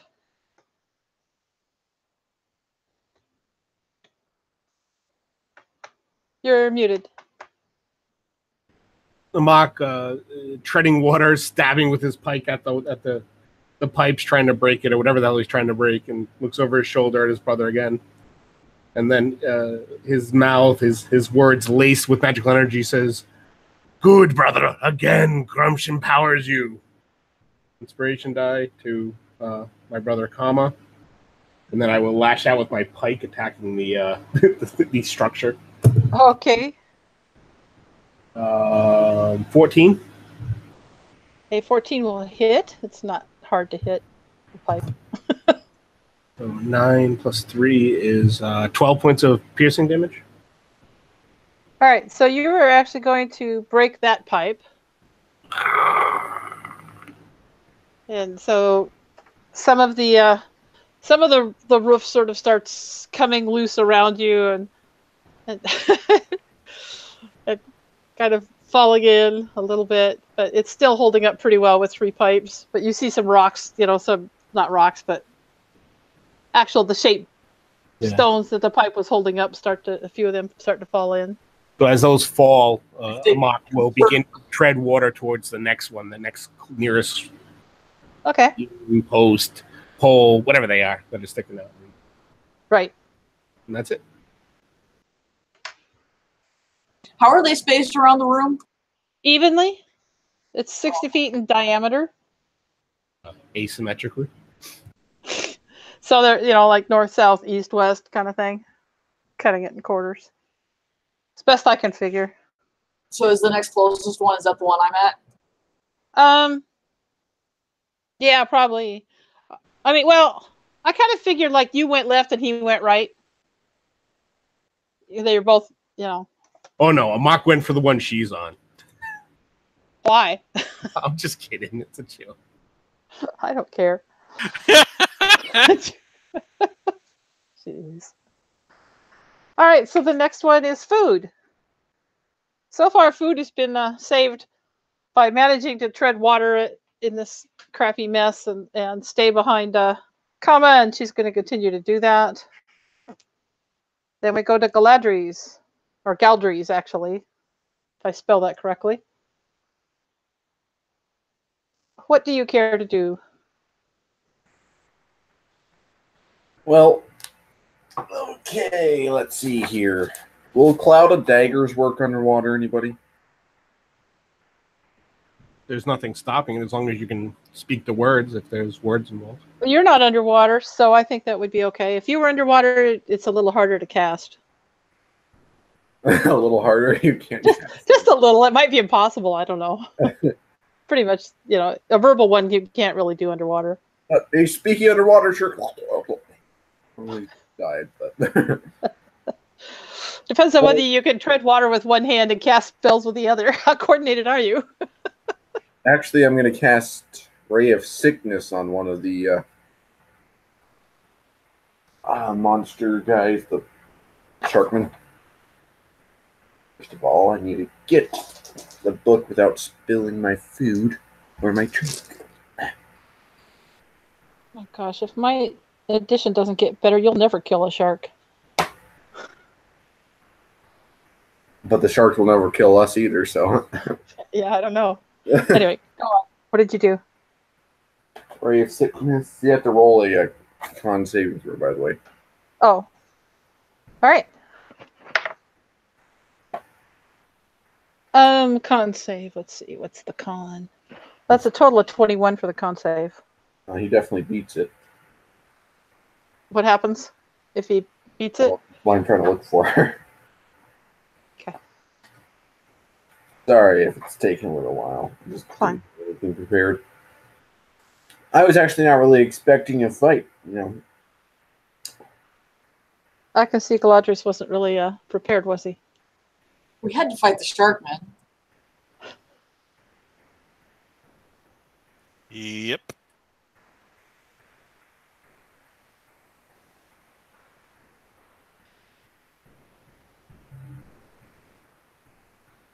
Oh, sorry. It's no, never mind. I have to roll for it. It's like Okay. or something. It's just con for it this poison afterwards. Gotcha. Nat 20. All right. So, what's the damage, and does passing the save have the damage? No. It negates the poison effect though. Oh, okay. I have a little crowded table right now. Now I just need to roll for damage. He takes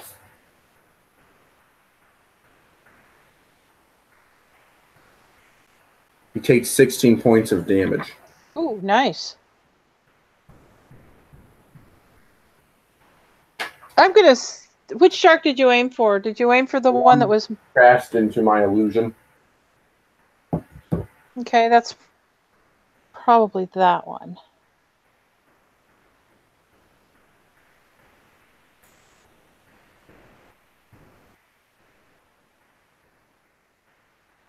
So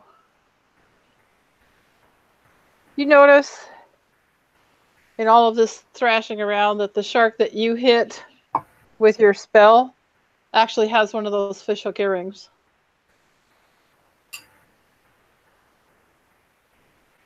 Uh-oh. Poor Whetstone. I don't know that Whetstone was a fisherman, but there was a missing fisherman. Not anymore.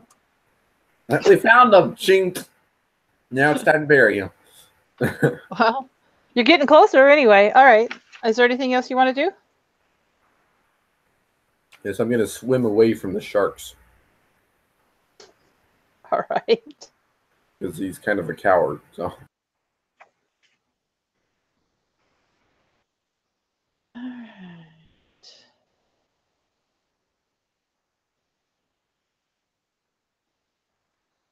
So now it's the man shark's turn. And let's see. The one with the earring is going to notice who it was that attacked him. See, he's gonna, yeah, the one with the earring is gonna spin around and come towards Galadrius. And he's going to miss. I'm back to the DM that can roll twos. Different dice. The one that's most damaged is going to come over and it's going to come over and well, the one that was the most he was damaged. I guess he must have gotten damaged in the eye or something. But the one that's most beat up's gotten pretty mad at Kama, so he's going to come and attack him. Okay, that's going to hit. He's making a bite attack. Holy cow! I should read this. I'm going to have to do more attacking.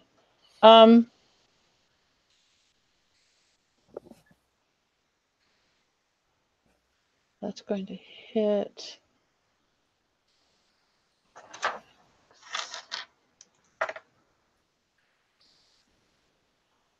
For 10 points of damage, Kama.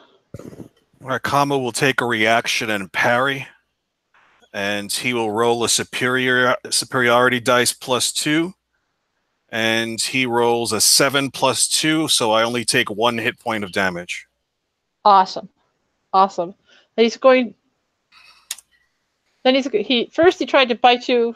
Now he's going to try to stab you with his fishing spear. Maybe I should. And he's definitely going to miss since you parried brilliantly. And I'm sorry, Dummy, but Galadrius, the one that attacked you, had another attack as well. So he missed with his fishing spear, and he's going to try biting you. 17 is going to hit.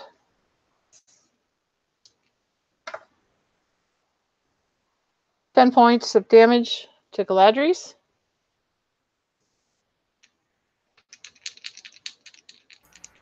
Bugger. Yeah, bugger. And then,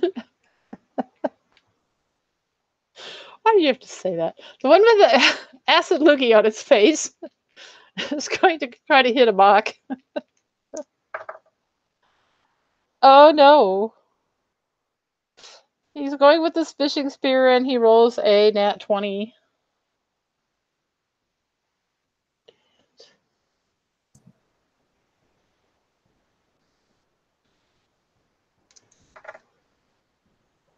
That's not going to be a very good hit, though. It's going to be Hopefully, a mock has lots of hit points since he's quite large. eight hit points for his crit. Because of course, to say brilliant DM, I can't hit anything, or I never roll high. He's going to hit with his bite. Just a regular hit.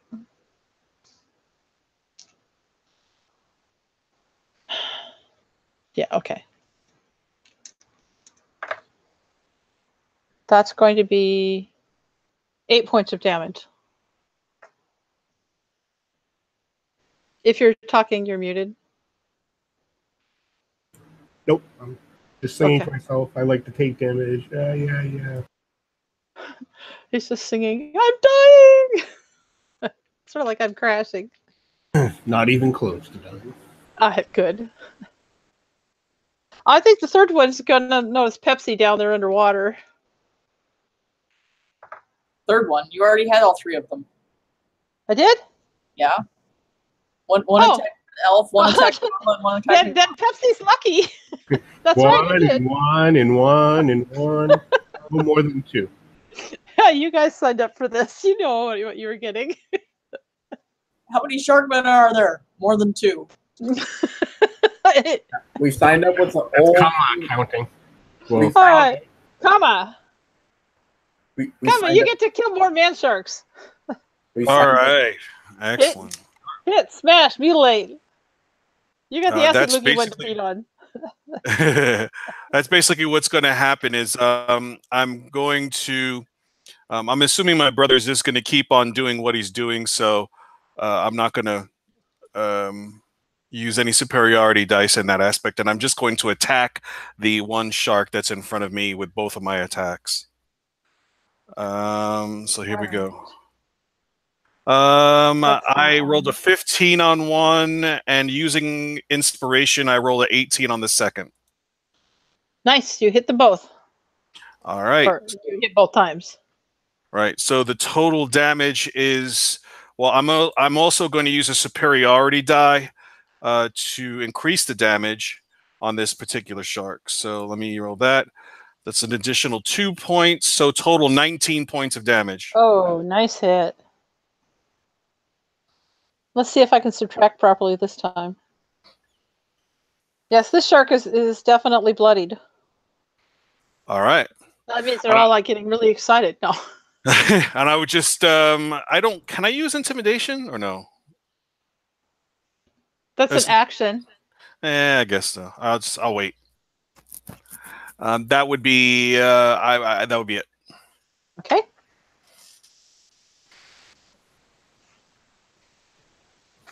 Pepsi. Okay, shark Pepsi is going to continue crawling down. I can just to see the him going head levers. first down the hole. His feet floating up behind him. Hey, Air I bubbles figured bubbling this would out. be easier than trying to swim it.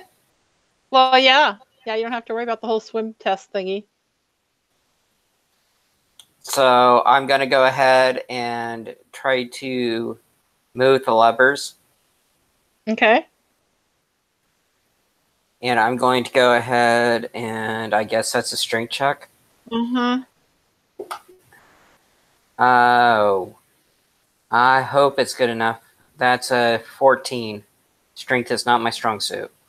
No, unfortunately, it's not. I think they made those pretty hard. Oh well, I already gave it away though, so I can't change it now. Damn. Okay. Sorry. And now Gizmo's going to act. He's still been flying recon above us. Okay. At this point, he's going to go down to the sharks that are attacking Kama. Okay. And he's going to give Kama the help action for next round, which should help him get advantage on his first attack roll. All right. I love bats. He's squawking at the shark things. Just I letting them can know. see what's going to happen is that the bat's going to distract the shark when Kama hits at it, giving him a much better chance of hitting. Yes. It's going to fly in its face and flutter around and, all the good things. What else are familiars good for? Had to give it a try. Oh, that's a great idea. Is there anything else? That would be out of stuff for me to do. Okay. Unfortunately. Yeah. We're going to phase back to Pugsy. All right. Are any of these sharks close enough that I could jump on them? Jump on one. Well, you hit those two. There was one that was over pretty close to you that you hit. I think that was the one that attacked. They decided to go attack Amok. Yeah. I don't know how far he's away from me now. He's probably 30 feet away from you now, yeah. And there was one that Amok and Kama, and where was the other one attacking? The elf. Galadrius. Elf. I don't know where. I'm not even entirely sure where he is. Me neither. Where do you see yourself, Galadrius? Let's get that sorted out. Next to Kama, or not next to Kama. Farther back than everybody, but kind of close to Pugsy. Yeah, because from Pugsy's perspective, it must look like I have two sharks attacking me because that's the way he narrated it. So Right. He's probably on the opposite side of me, and it looks like the shark that's attacking him is attacking me. Yeah, because the two brothers are together, and the sharks were attacking that area, and then Pugsy Yeah. and Galadrius were pretty closer together. So the shark that was attacking Galadrius is actually fairly close to you. Okay. I'm going to ready my short sword and attempt to jump on it and try to stab it if I can. All right, give me an acrobatics check. Roll an at 20. I want this to be cool. That was not a nat 20. That was a total of 15. Including your bonus? Yes. Let me see. What was the... That is enough, however, for you to jump onto it. All right. And see if you can hit it. Roll your attack. I suppose that doesn't count as a sneak attack, though. No. Oh, wait. You can get the bonus if it's within 5 feet of Galadrius. Is it within 5 feet of Galadrius? It just bit him, so I suppose it probably is. Yeah, it would be. All right. So this is sneak attack. How many d6s do I get now? That's your character, aren't you? I'm just looking. I'm talking. Oh, okay. Communicating with myself here. So I'm clinging to the back of the shark man and stabbing in the back with my short sword. For a total of... Hang on.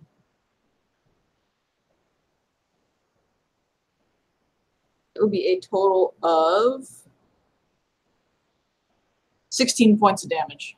Well, no, that was supposed to be a roll for your attack, Oh, shoot. not for your I damage. need to actually hit it, don't I?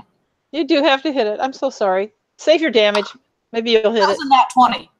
Whoa! Well, then double your damage and add your bonus to it. So So 30 damage. Nice. There's your nat 20 that you wanted me to get. That couldn't have gone better. All right, so narrate this thing and tell us all these fantastic things. All right, so the way this happens, Bugsy's over there. There's no sharks close enough to tempt into hitting this column again. So, and she can't spit any more acid. So, she pulls her short sword out and like pushes off the column with a short sword in one hand and like lands in the back of the shark, grabbing its fin, just stabbing in the back of the neck with her sword, in the back of the shoulder neck pin area.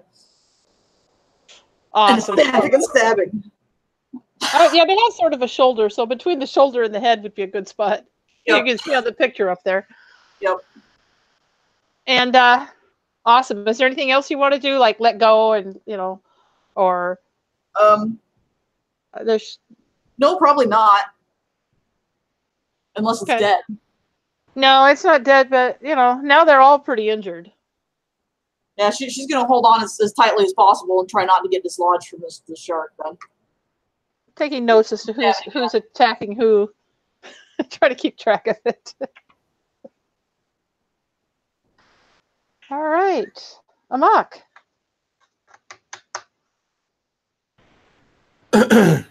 Amok, feeling the shark creature attack him, he kind of spins, lets out a growl, and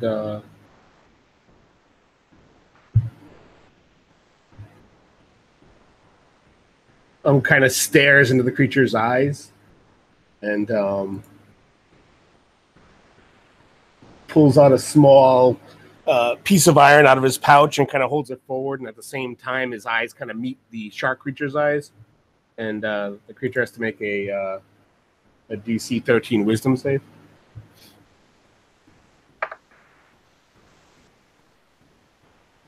It actually passes. Okay. So nothing happens, but it looked cool for a second. And then he yells, Karma, get this thing off of me. The power of Grumsh compels you. And you get inspiration. And I turn around and start swimming fast towards the pole, or the pedestal, or pool, whatever the hell that thing is, holding up the ceiling. Oh, yeah. The pipe.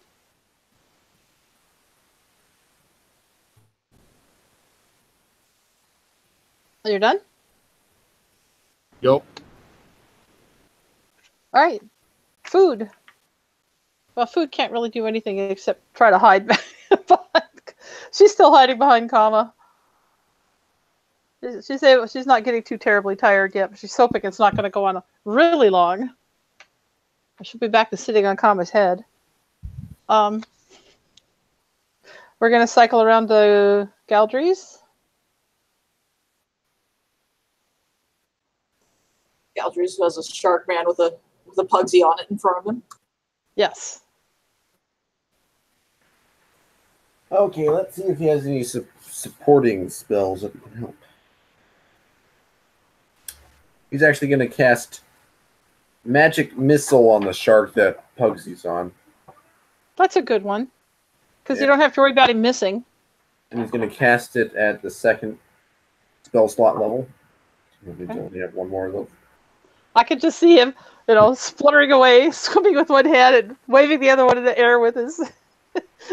He might have regained some of his composure. Right now he's pissed off that his robes are really dirty, so he's like, bring it on, shark. These were my mother's robes once. All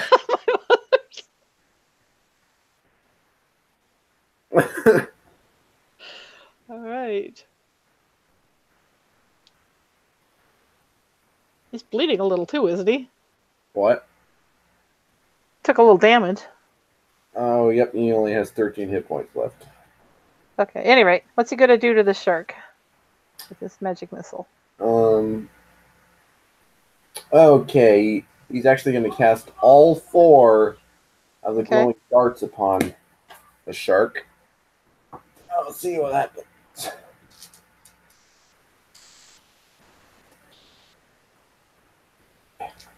I can reach the D4.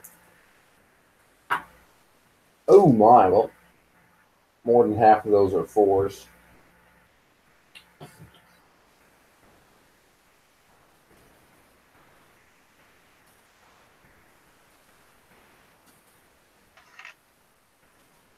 He takes another 18 points of damage.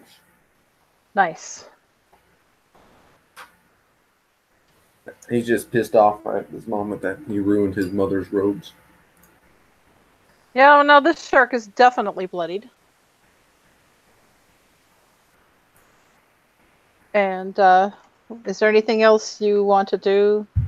Like, I don't know if you want to move farther away. No, he's going to actually start to, or at least try to regain his composure and steady his arms and everything. And he doesn't really like swimming, as you can tell, especially in giant sewage water. It is pretty awful. Don't get it in your mouth.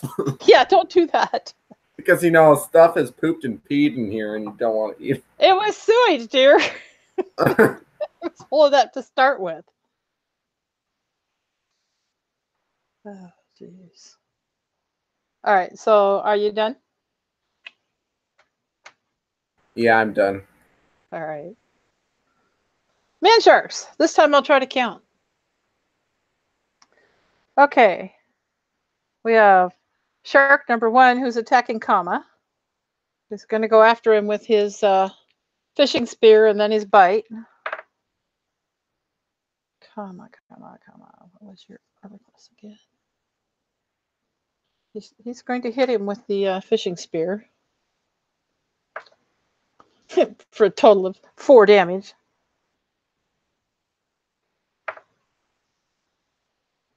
Ooh. His bite attack is a nat 20.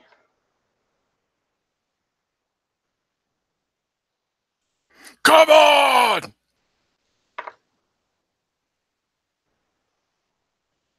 For 13 damage. So he's going to take his fishing spear and give Kama a stab, and then he's going to do that big old nasty mouth and take a big old bite out of him. All right, Kama's bloodied. Okay.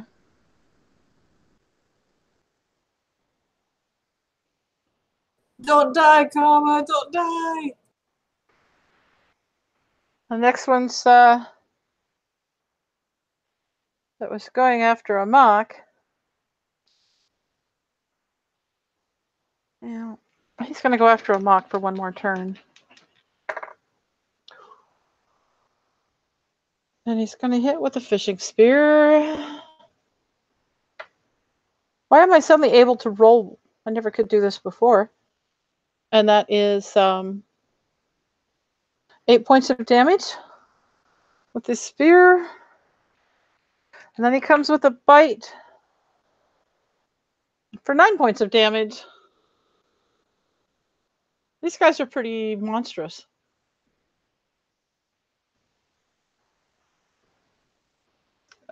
You're muted if you're talking to us. Nope. Okay.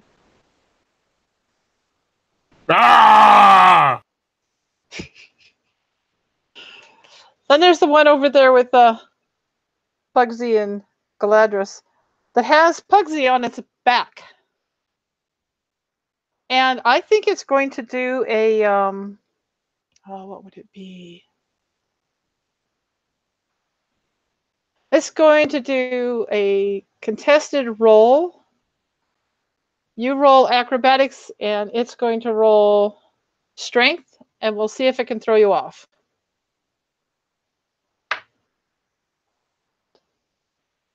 What did you roll? 4 for a total of 8. Well, it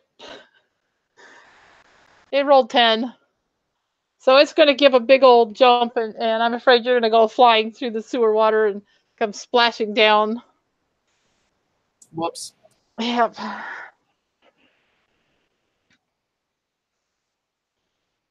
It's worth a shot. Now, I'm going to ask you, John Poland, because you're knowledgeable on the rules.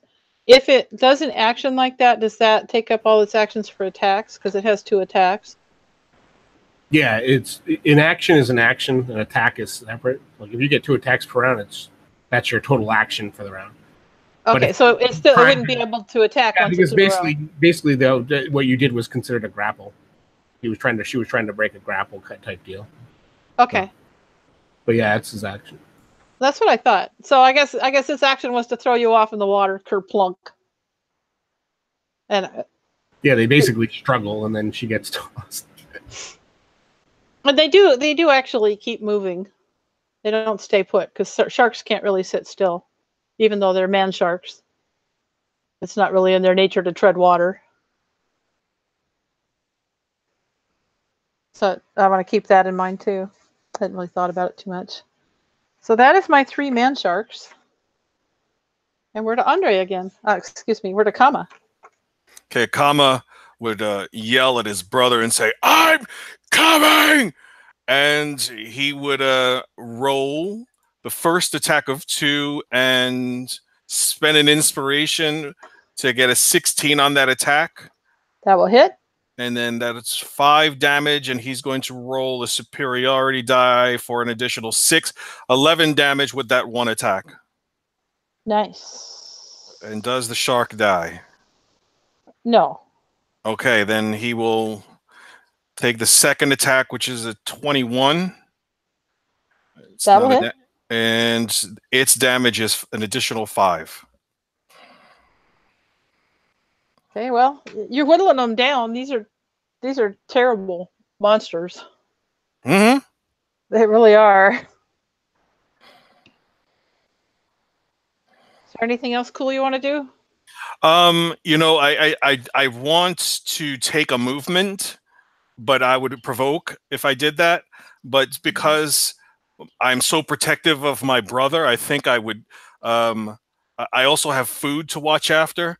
So what I'm going to ask the DM is if I can take my move action, but at the same time, because she's so little, pull food with me, so I can only move half my speed toward my brother. Yeah, I'll grant that. You can only move half your speed when swimming, anyways. So then a quarter of my speed. All right. So what does the bat give advantage on? Attack rolls. Pepsi? All of them? Attack rolls, yeah. Yeah. Did you say it was his first attack roll or all of them? Should be my first, so I actually don't have to spend my inspiration. That's all your attacks. All my attacks? Oh, so I don't have to spend my inspiration. Using this bat as a help action. Oh, I love that bat. Come off that. Oh, yeah. All right, yeah, cool. So I could keep my inspiration. First. Yeah, I'm good. Alrighty. So he does. Yeah, if you're going to move out of his thing. The intention is on you and not on food. Right, exactly. I want to take the brunt of the damage. With that roll, he's going to miss you anyway. All right, good. So cool. Pepsi, what kind of coolness are you going to do blurbling away underwater there? Okay, this is going to sound like a strange question. My mage hand is still pushing in against the lever that I'm pushing on. Okay. Would that give me advantage? Sure. That makes sense. Okay. So I'm going to go ahead and do that. And that will be a 19. Thank goodness for advantage, because that is actually a 20 for me. All right, cool. So yeah, between you and your mage hand, you actually managed to get that lever moved, and some of the like input is definitely cut down. You won't notice it so much right now because it's not coming in a horrendous rush, but you feel the thing move. You push it, and it kind of goes. And Gizmo will try to help Pugsy. Okay. So Pugsy, you'll get the help action this turn. Awesome. And if that's your whole, is that your whole thing then? And now I know that it's going to recede now because I've successfully moved the lever. Or what's going on with it? I would say, yeah. I mean, there's sort of a steady flow in most of the time that just replenishes it, and that will definitely slow down by about a third, which means that it's going to recede a little faster. But given that we're only, it's only a minute around or whatever, a few seconds around, it's not going to recede enough to make a difference before we're done with this. Okay. I don't think 1, 2, 3.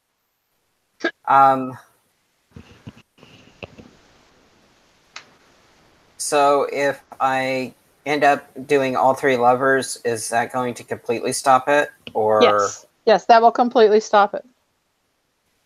Okay. Then the sewer waters will be taken care of. You just have the man sharks left to deal with. Okay. Pugsy's getting the help from Gizmo. Perfect. It would be Pugsy's turn. Okay. Where is the shark still within 5 feet of Galadriel's, or did he move on?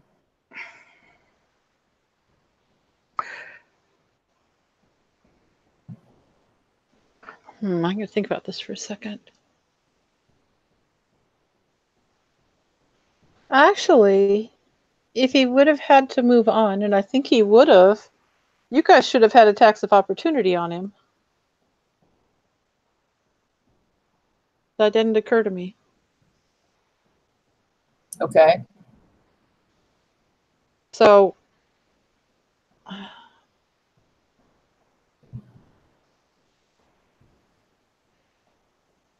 if he moved on, like I said, I'm going to retcon that, and the two of you can each take attack of opportunity for him moving on. I'm not going to retcon all the way back to the beginning, but because, like I say, sharks have to keep moving, and he's got the shark gills and stuff. That would have been 11 to hit. That will give advantage and sneak unless she has disadvantage. Oh, right. Well, then you better take your advantage and your sneak attack damage if you hit it. Okay. Well, on my attack of opportunity, it was only 11, and I did not have the advantage at that point. So. Oh. That doesn't hit for the attack of opportunity. Okay, well, do what you're going to do for this turn then. He's probably a little more than 5 feet ahead of you, though. I mean, he's more like 10 or 15 feet. All right, but you said you were giving me and Galadriel's each an attack. Galadriel's, yeah. Galadriel's, what did you do with an attack of opportunity on that shark as he left? I'll try to do that as they move. Oh, he might be too afraid of the shark to actually attack it. Even if it's moving away from him? Yeah. You don't want to try to stab at it? No. By the way, I just want to say that's awesome role play. Good job.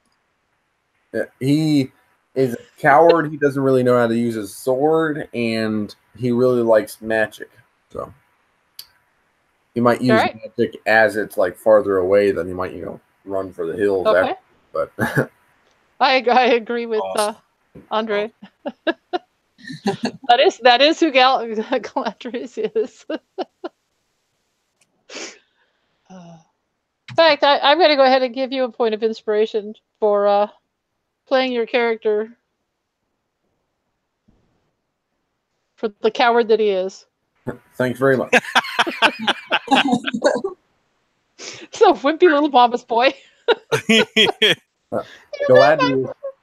Galadriel would actually take the cowardly, as a compliment instead. Exactly. It's like, oh, I thank you very much.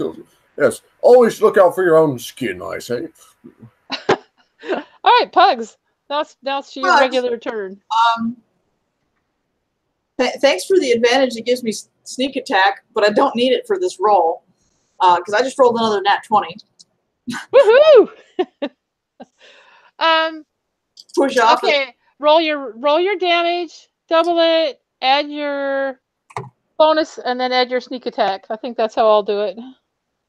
What? Oh. Roll. Oh, the sneak attack sneak is attack doubled too because it's weapon damage. Okay.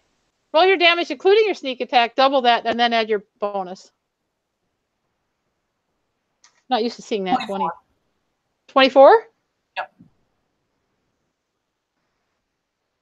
Well, then, as you manage to get this fantastic, tell me how you killed the shark, man. Just give me the whole thing. Okay, so I just got thrown off, and I'm, flailing around in the water, regaining my equilibrium. See the shark start to swim away. Take one swipe at it that misses. I get attack to opportunity, and then start to push my way towards it. And Gizmo comes and starts distracting him, and I manage to take another breast stroke and then just stab him right behind his fin, just deep in next to his spine, and get flailed off as he's thrashing in his death throes and make it free again. Awesome. Well done. Well done.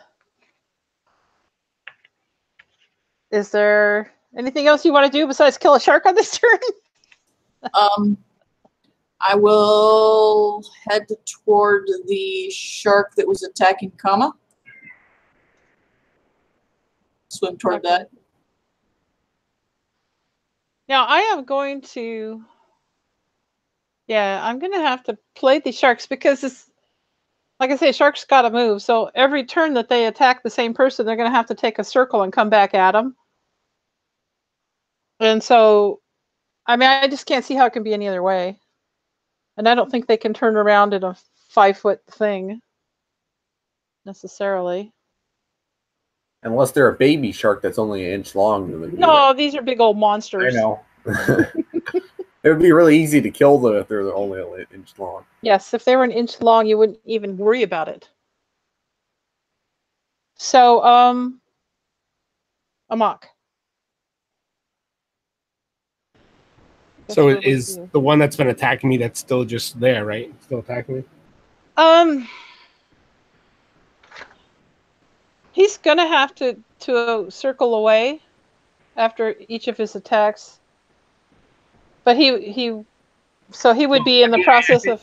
Yeah, I think from his turn you can do that. And I just want to make sure I'm attacking the right guy. That's all. I don't. Yeah, same one. He didn't move, and then now he's going to move. I think on his turn. That's fine. All right. So I just need to do these in range of me attacking. Yes.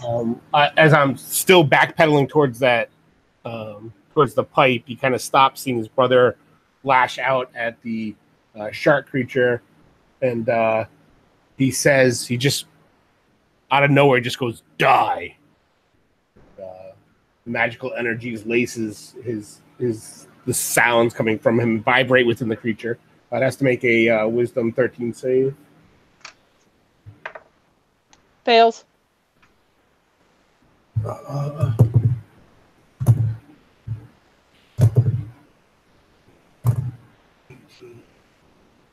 18.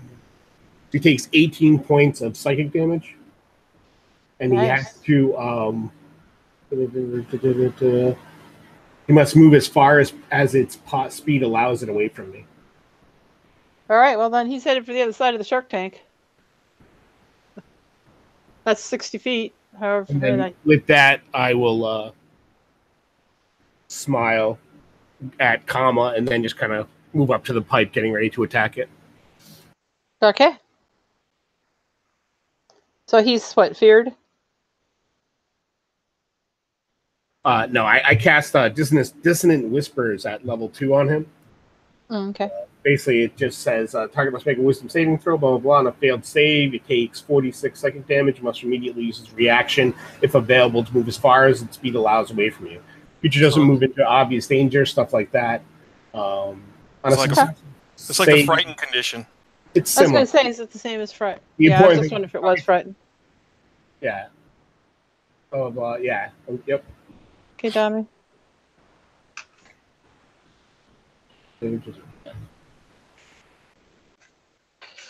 Food's just hanging onto Kama's shoulder. She's got a death grip on his shirt with both of her hands on that shoulder. kind of as far out of the way as she can be, but hanging on as tight as she can. All right, she's grappling on my back just like before. I'm assuming that she slides her feet into the straps that I made before, and she's like back, like attached to me. Okay, Yeah. great, awesome. So she feels like that would be a safe thing to do. Good food, good food. She pats you on the head. Kama say food. Right, Kama? You say food? Kama say food. Food not go nowhere. We kill everything together, food. Kill sharks. You kill those sharks. Yeah. This is fun. Yes. Well, first we have to kill them. She killed one. Now you kill one. Oh, okay. Sharks go first, right? We're waiting for Galadrius. Oh, okay, no problem.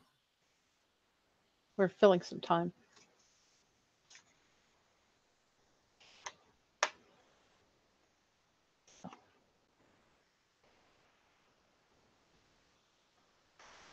Oh my god, I have such a good move.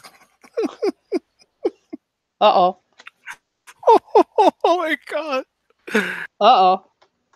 It's coming. I can see it now. I don't know how long he's going to be. Why don't we take a quick break, all of us? All right, cool. No problem. Take like 5 minutes. Oh, and of course now he's back. He said he's back. He said he's back. Hello, everybody. Does anybody else need 5 minutes? No. No, I don't think so. Okay. I'm too into this right now. Yeah, I'm really wanting to see what happens next myself. All right, Galadrius, you are in fact next. Another magic missile. Good on the plan. shark that moved away. All right. Well, let's see. The one that was dealing with you and Pugsy is dead. So you have the choice of the one that was fighting Kama or the one that was fighting Amak with the ear that has the earring. Who's the most damaged? The one that was fighting Kama is the most damaged. Okay. And also, I'm thinking about my companions too to see if they're the most damaged. Is Kama the most damaged? A mock is probably the most damaged. Okay. Kama's down to 18 hit points. He's bleeding in the water holding the girl. I'm down to 13, so I'm bleeding even more. We're all who's damaged worse? I am. And the mock is still bleeding more than all of you. Okay, then I'll help the mock. I'll shoot all my magic missiles over towards him. Towards the mock? Oh yeah, die, That'll help. That'll end my No. I'll show you mercy, mock. I'll put you on your mercy. I didn't know what I was inviting into the game. The one that I was fighting actually fled because of my spell. I'll still attack it though, so you'll have some support. Sounds good. Rather than taking the one that's the most No, damage. that's a waste. That's a waste. Technically. I'll let you decide because I'm the DM. Hey, if I want to kill a mock, don't stab me in the back. Do what you gotta do. I'm the best swimmer here other than Spider. Do you want the worst damaged shark? That's the one with Kama. If you want the one with the earring that's fighting, that's run away, that's the one that was on Amak.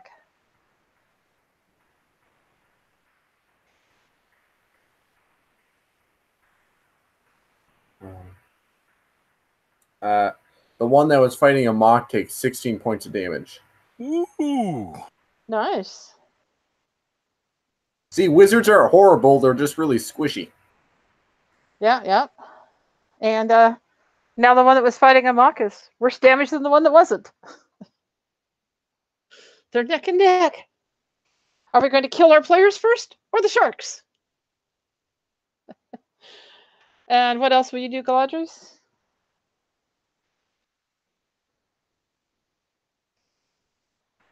Oh, well.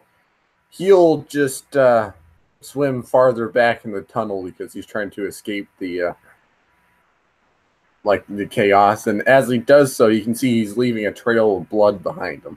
Like a lot there's blood all over the place now. of everything. Hopefully, it doesn't get more sharks in here, because they love the smell of blood.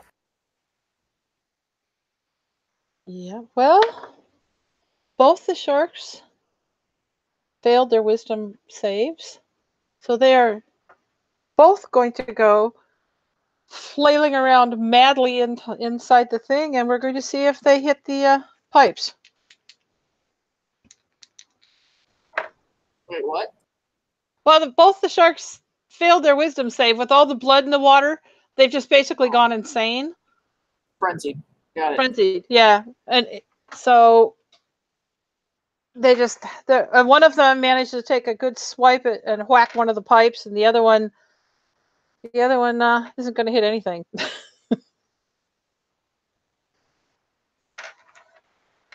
Because there's too much blood for them. Okay, how hard is he going to hit it? Okay, he's going to hit it.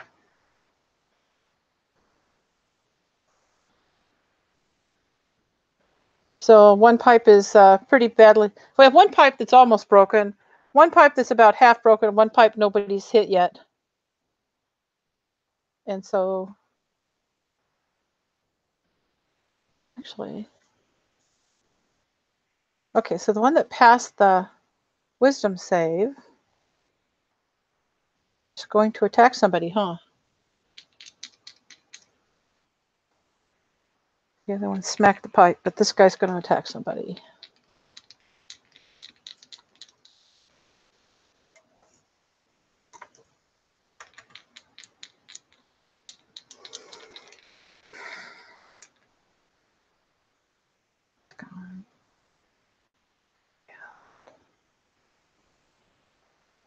Now the one that was frightened or whatever, how long does that condition last? It's just that one turn. That one turn, okay. Yeah, yep. So that's the one that rolled a nat 1 on its wisdom save and went and smacked a pipe. And the other one's going to attack Pugsy. Having seen Pugsy kill its friend. Oh my. Sorry, Pugs. It's not a nat 20. But it's first. What? Could be worse then. So its attack with its thingamajiggy, with its fishing spear, is going to be 9 points. And then it's going to bite you with its horrible, horrible bite. And its bad breath is going to give you 11 points of damage. I'm pretty sure I'm immune to damage by bad breath. I spent enough time if it works. That's true. It's getting you back for the acid loogie. So that hurt. That hurt a little bit. That is the end of the shark turn, though. And okay, so both the sharks after they, well, the one didn't actually attack anyone. The one that attacked you, though, Pugsy, is then going to have to continue swimming, and you're going to have an attack of opportunity on it. That would be. And you do have an inspiration point. Somebody gave you one. Yeah. As well, yeah. What? I have inspiration. I don't have bardic inspiration or whatever it is he's been giving out. I don't have that, I don't think. But that would be 22 to hit. That will hit. But that doesn't get to be a sneak attack. No, I can't see any reason to attack. So that would be 5 damage. 5 damage. Okay. That would be this one.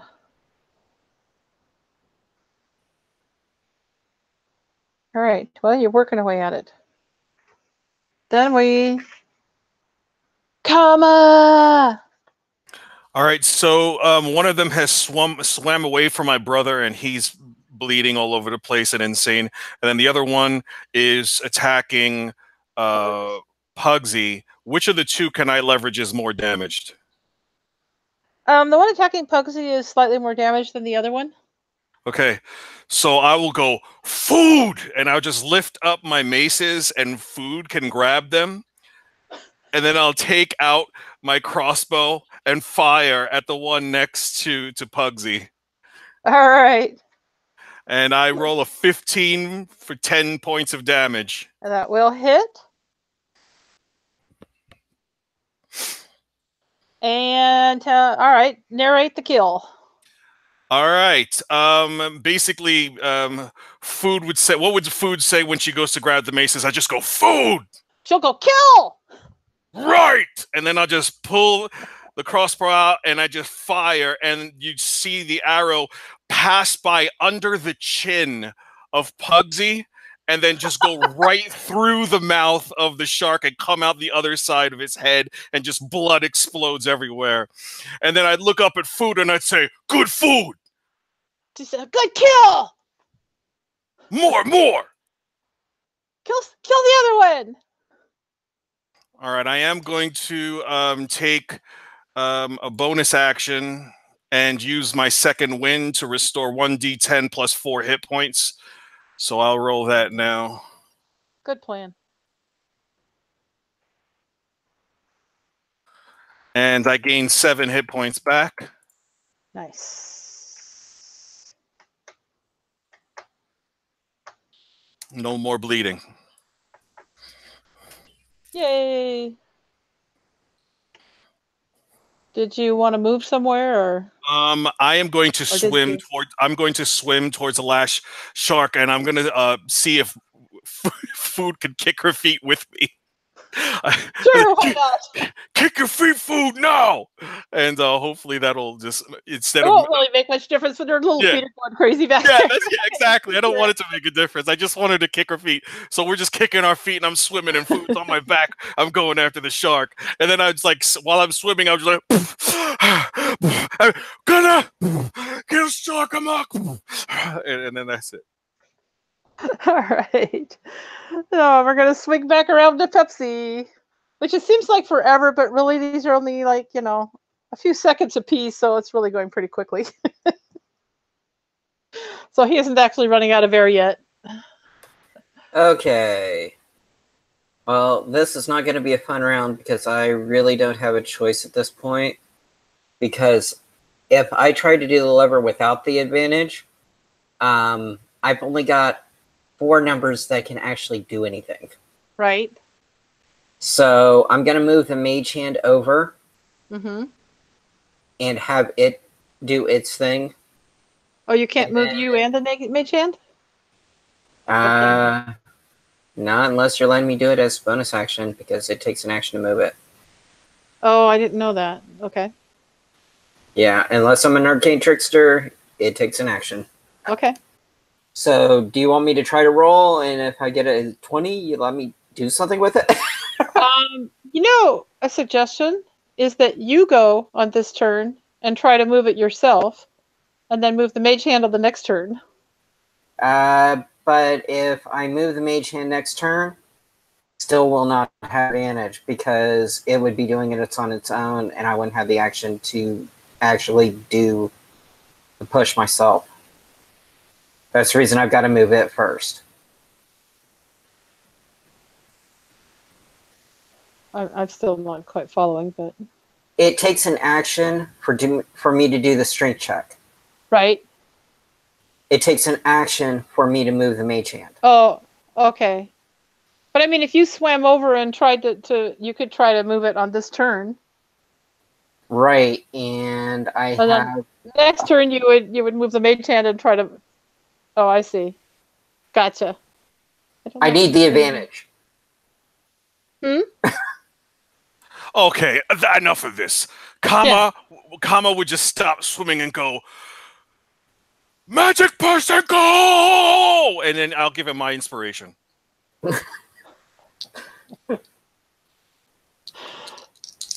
So get your butt over there and move this darn thing, right? That is luckily a 16. That's before the Is that the total or before you add your mod? That's a total. All right. So you're going to move this thing. And you're going to push and push with all your... and it's going to go... All of my 8 strength. Yeah, so you're the one doing the strength moves. Turning off the water. The sewer. I'm pushing with my feet against the floor. Or the thing. Yeah, No, even funnier. I've got my suction cupped hands to the floor. And I'm pushing against it with my feet. I love it. For more leverage. All right. Yes, I can just see it. All right. Well.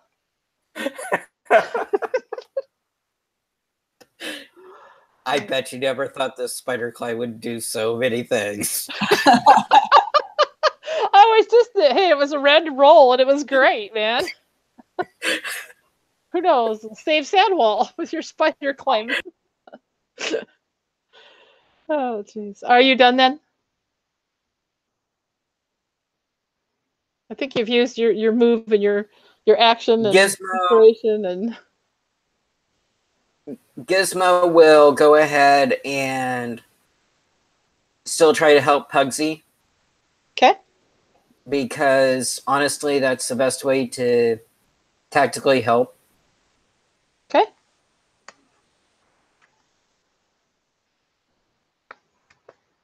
Does Pugsy does 3 times as much damage when she has advantage? So, the shark is going to be probably too far away to either swim to an attack, you know. But it is Pugsy's turn. Okay. You know, you still have pipes, or, you know, the column thingies. So Kama managed to shoot a ranged weapon while treading water. Yes, Kama was very clever and lucky. I'm going to try the same thing. Hey, well, you've got the bat giving you advantage. Yes. He's over there flopping around the last shark and distracting the hell out of him. Right. Kama do water polo back in Orc Camp. Oh, Kama pretty clever.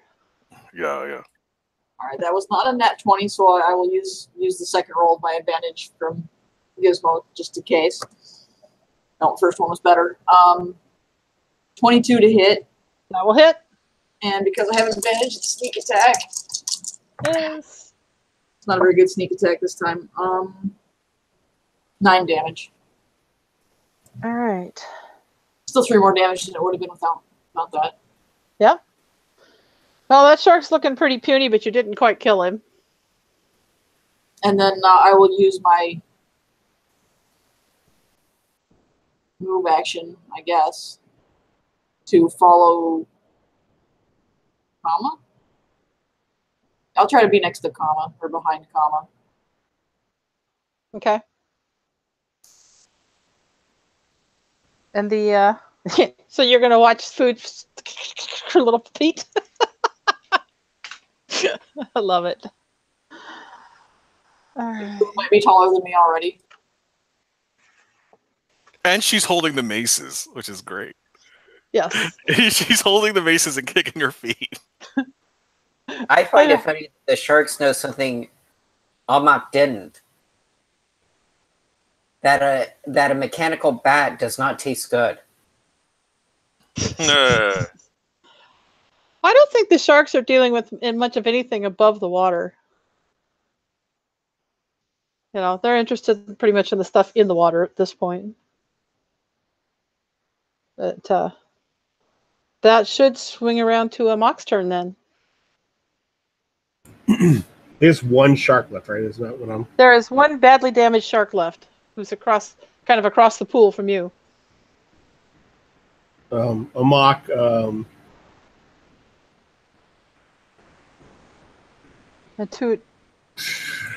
a couple of pipes. Two and one little bit of a pipe.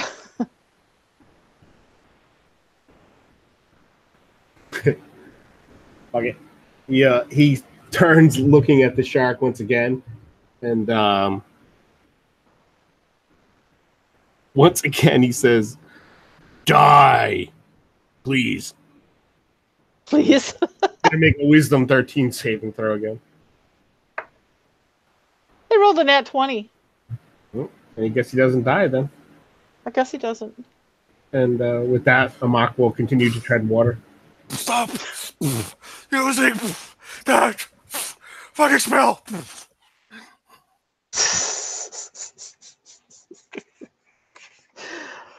Food's like, faster, Kawa, faster! Let's kill the last one. You shouldn't have said please. Let's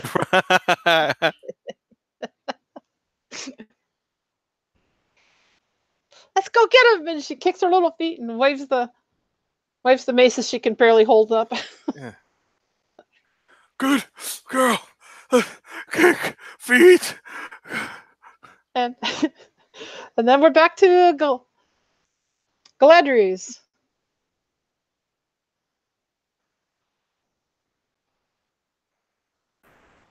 What's our waterlogged wizard There's doing? one shark left. Yes, one badly damaged shark left. One last magic missile. It's not like the one last of my spell slots, but it's the one last magic missile. So. Okay, this time I'm only using it in level 1 spell slot because I have no more level 2. Right.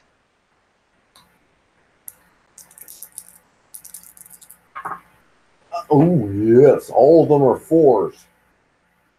So...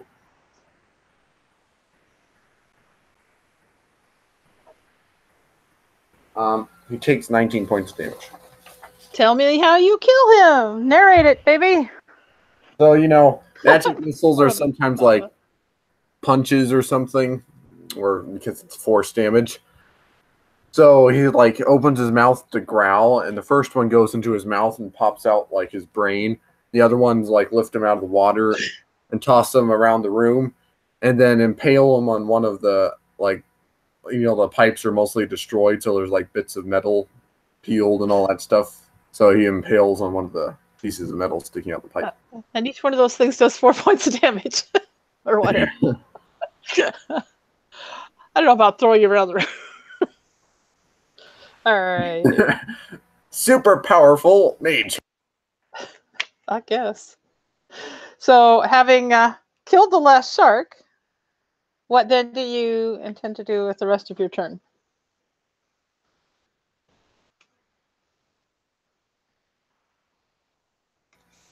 I intend to continue to get out of the room. Just try to get out of the room. Okay.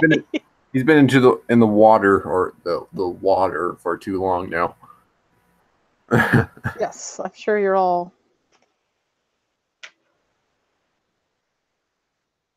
Excuse me. Is that the end of your turn then? Anything else you want to do? Yeah, it's the end of my turn.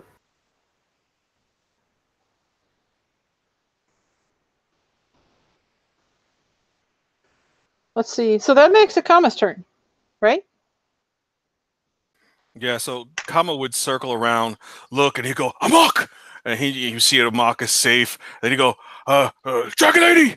And you see Dragon Lady safe. And I'm assuming that Pugsy pops up out of the water.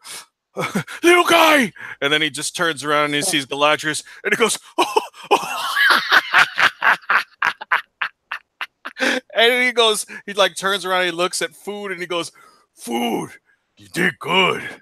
We did it. And We then killed it!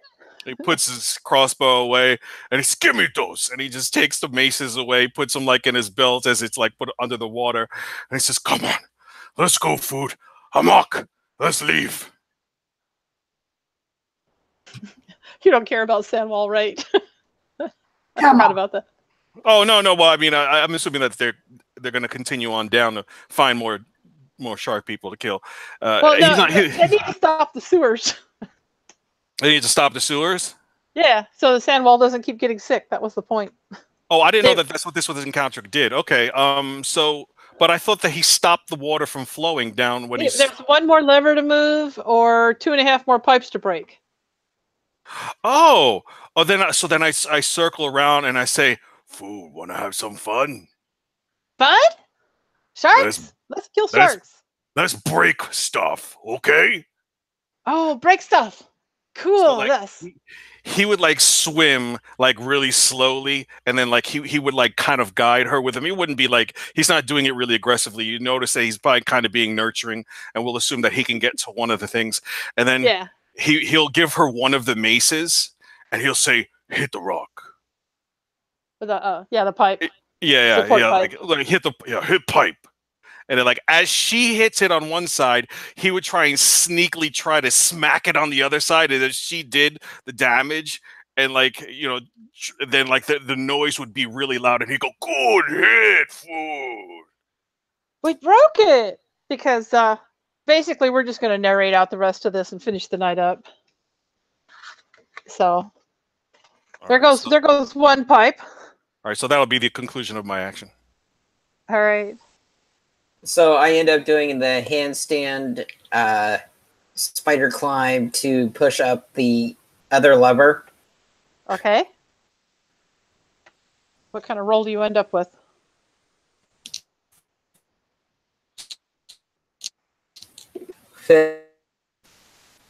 I'm sorry, I didn't hear that one. 15. That doesn't quite do it. You can either go another turn and try to do it, or you can come up and breathe and go around helping people smash pipes. As long as he can manage to keep aware.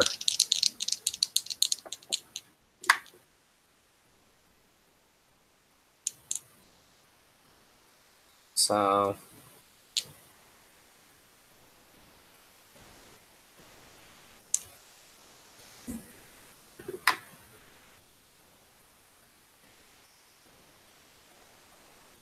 So oh, what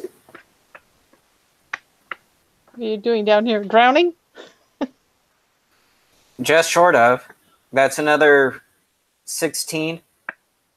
Okay, let's go ahead and move on. You can either start swimming up or wait one more turn. And we'll keep this moving around because I know people want to get to bed. Pugs? Are we just narrating, or are we still in initiative order? Well, I just want to keep it moving by using the initiative order to keep things, do the narration. Oh. I don't have any weapons that are good for attacking stone, so... It's not stone, it's pipe. Oh. All you have to do is hit it and do some damage to it. Okay. They're pretty easy. They're not that hard. All right, well, I will swim to one of the pipes and attack it then. My sword. Which apparently I can't do because that was a really shitty roll. Oh. I take it back. You aren't any good at that. Amok? Unless a 6 hits a pipe. I mean, No, they're low, but not that low.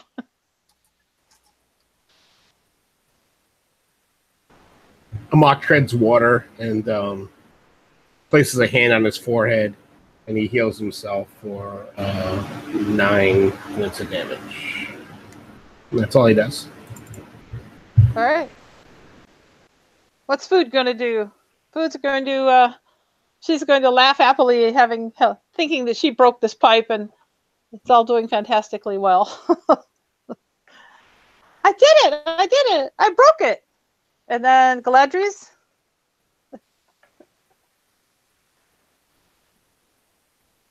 He's still trying to get out of there. He's like, these robes now need to be extremely well washed.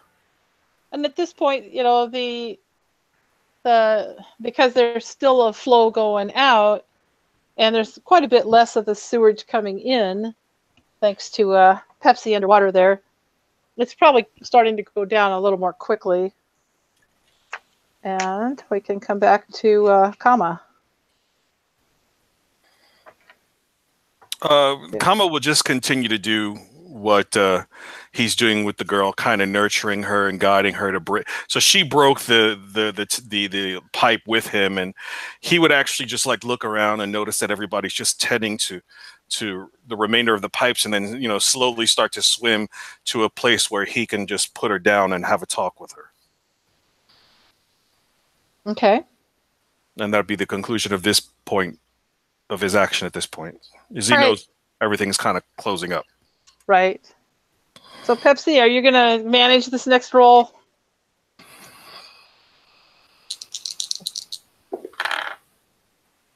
That's another 16.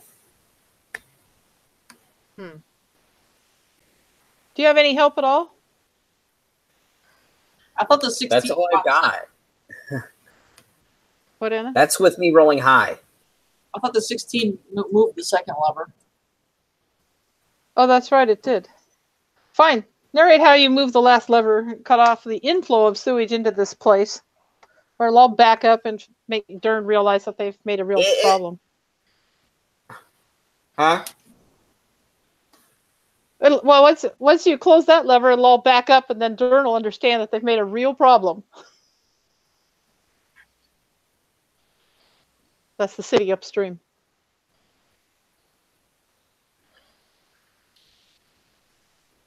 Scow will be in trouble. So that flow goes out of the chamber that we're in? The ones you're closing now is for the flow of sewage into the chamber that you're in. And so then it will stop flowing in at all. Okay. So narrate how you close it. Well, as I feel like give, I just continue the motion to cause the hand gesture pushing forward to shoot me up above the water line. Oh, nice. And I come up feet first.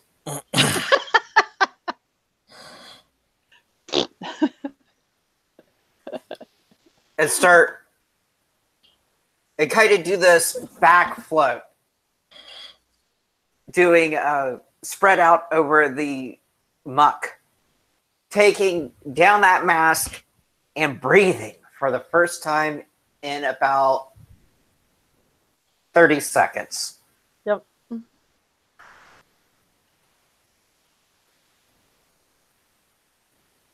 Fantastic. Now at this point, 30 seconds took forever.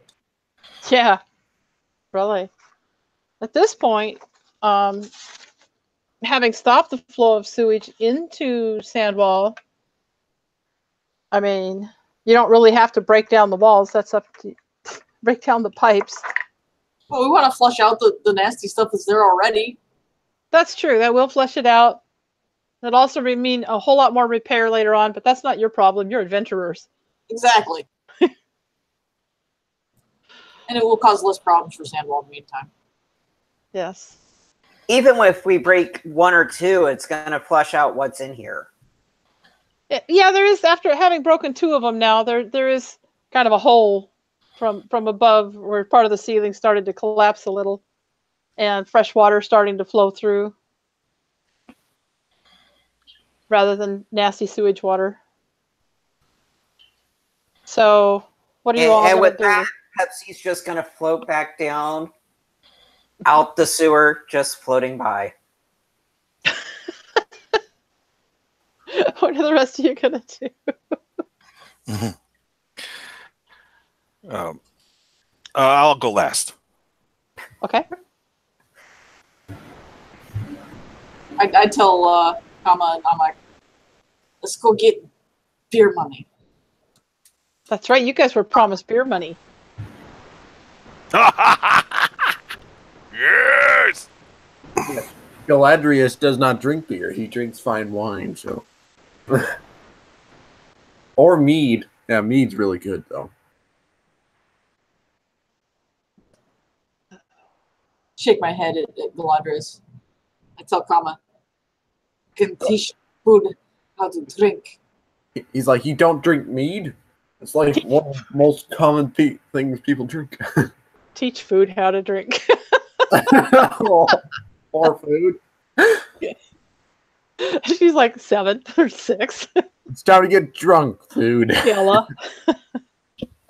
As I float past food, she gets hit with the prestidigitation clean effect. Aw, food's all clean. If she's going to be an orc adoptee, then she's gonna have to learn Oh, anyway. let me go last.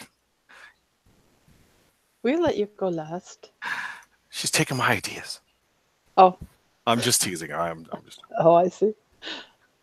Amok? What are you going to do? Amok floats, looks around, waits for his brother, and then just sees him eyeing his food. And he moves a little farther away and just waits for him. He's going to play with his food.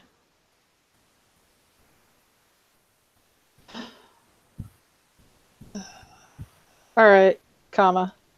All right, so Kama would notice everyone floating down like this new like river that they've created, and he stops, and then he just takes food out of her bag and he puts her on his belly, and they start floating down, and he takes his big thumb and he just flicks her chin, and he goes, "What your name, food?"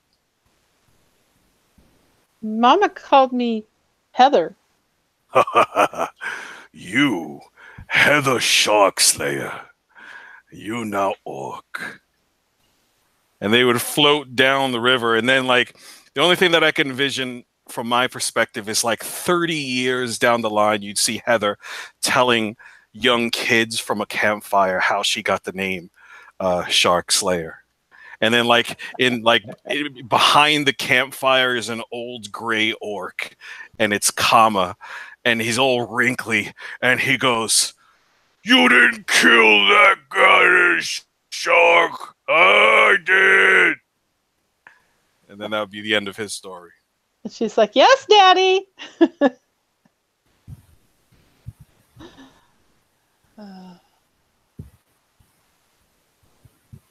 So. But you know, like Amok would be like sitting next to him in their own rocking chairs. I'm just going to assume that you all go back to Sandwall and sort it out with them as to what they need to do. Oh yeah, they're just buying us beer for days. They buy beer for days. When they find out, all they have to do is just drink fresh water and stay out of the nasty stuff for a few days. Some of them don't make it, but most of them heal up and are fine.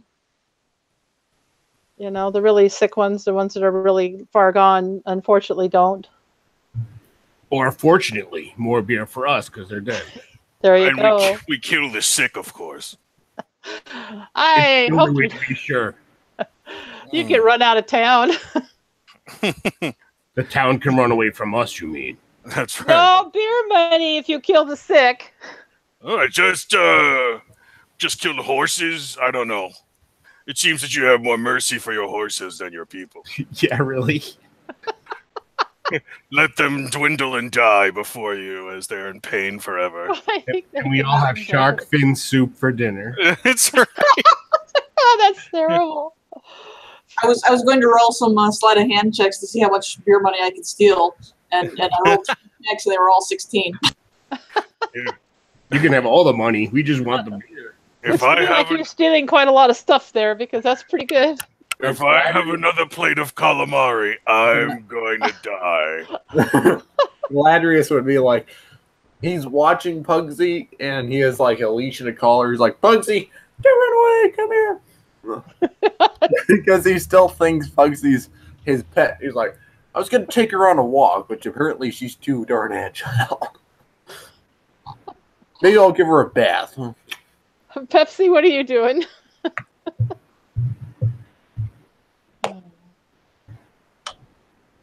Pepsi?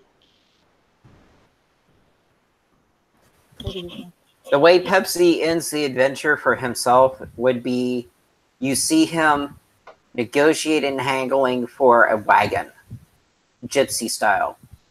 And he starts building a little alchemy lab, and you see Pepsi's Dr. Pepper running across the side. And you see him right off into the sunset. Awesome. Did we get, well, Amok's going to go and hang out with Kama, obviously. No, it could be a different story. How does your story end, Amok? Yeah, how does your story end, Amok? A mock story end. in a long time from now. And it ends with him with a large orc woman and many, many children. The end. Yay! Yes, I think we will end there. That's a great story. Unless did I miss Galadrius? No. Okay. Thank you for anybody who watches. And Thank you. we'll cut it off. We'll stop here. Bye, everybody.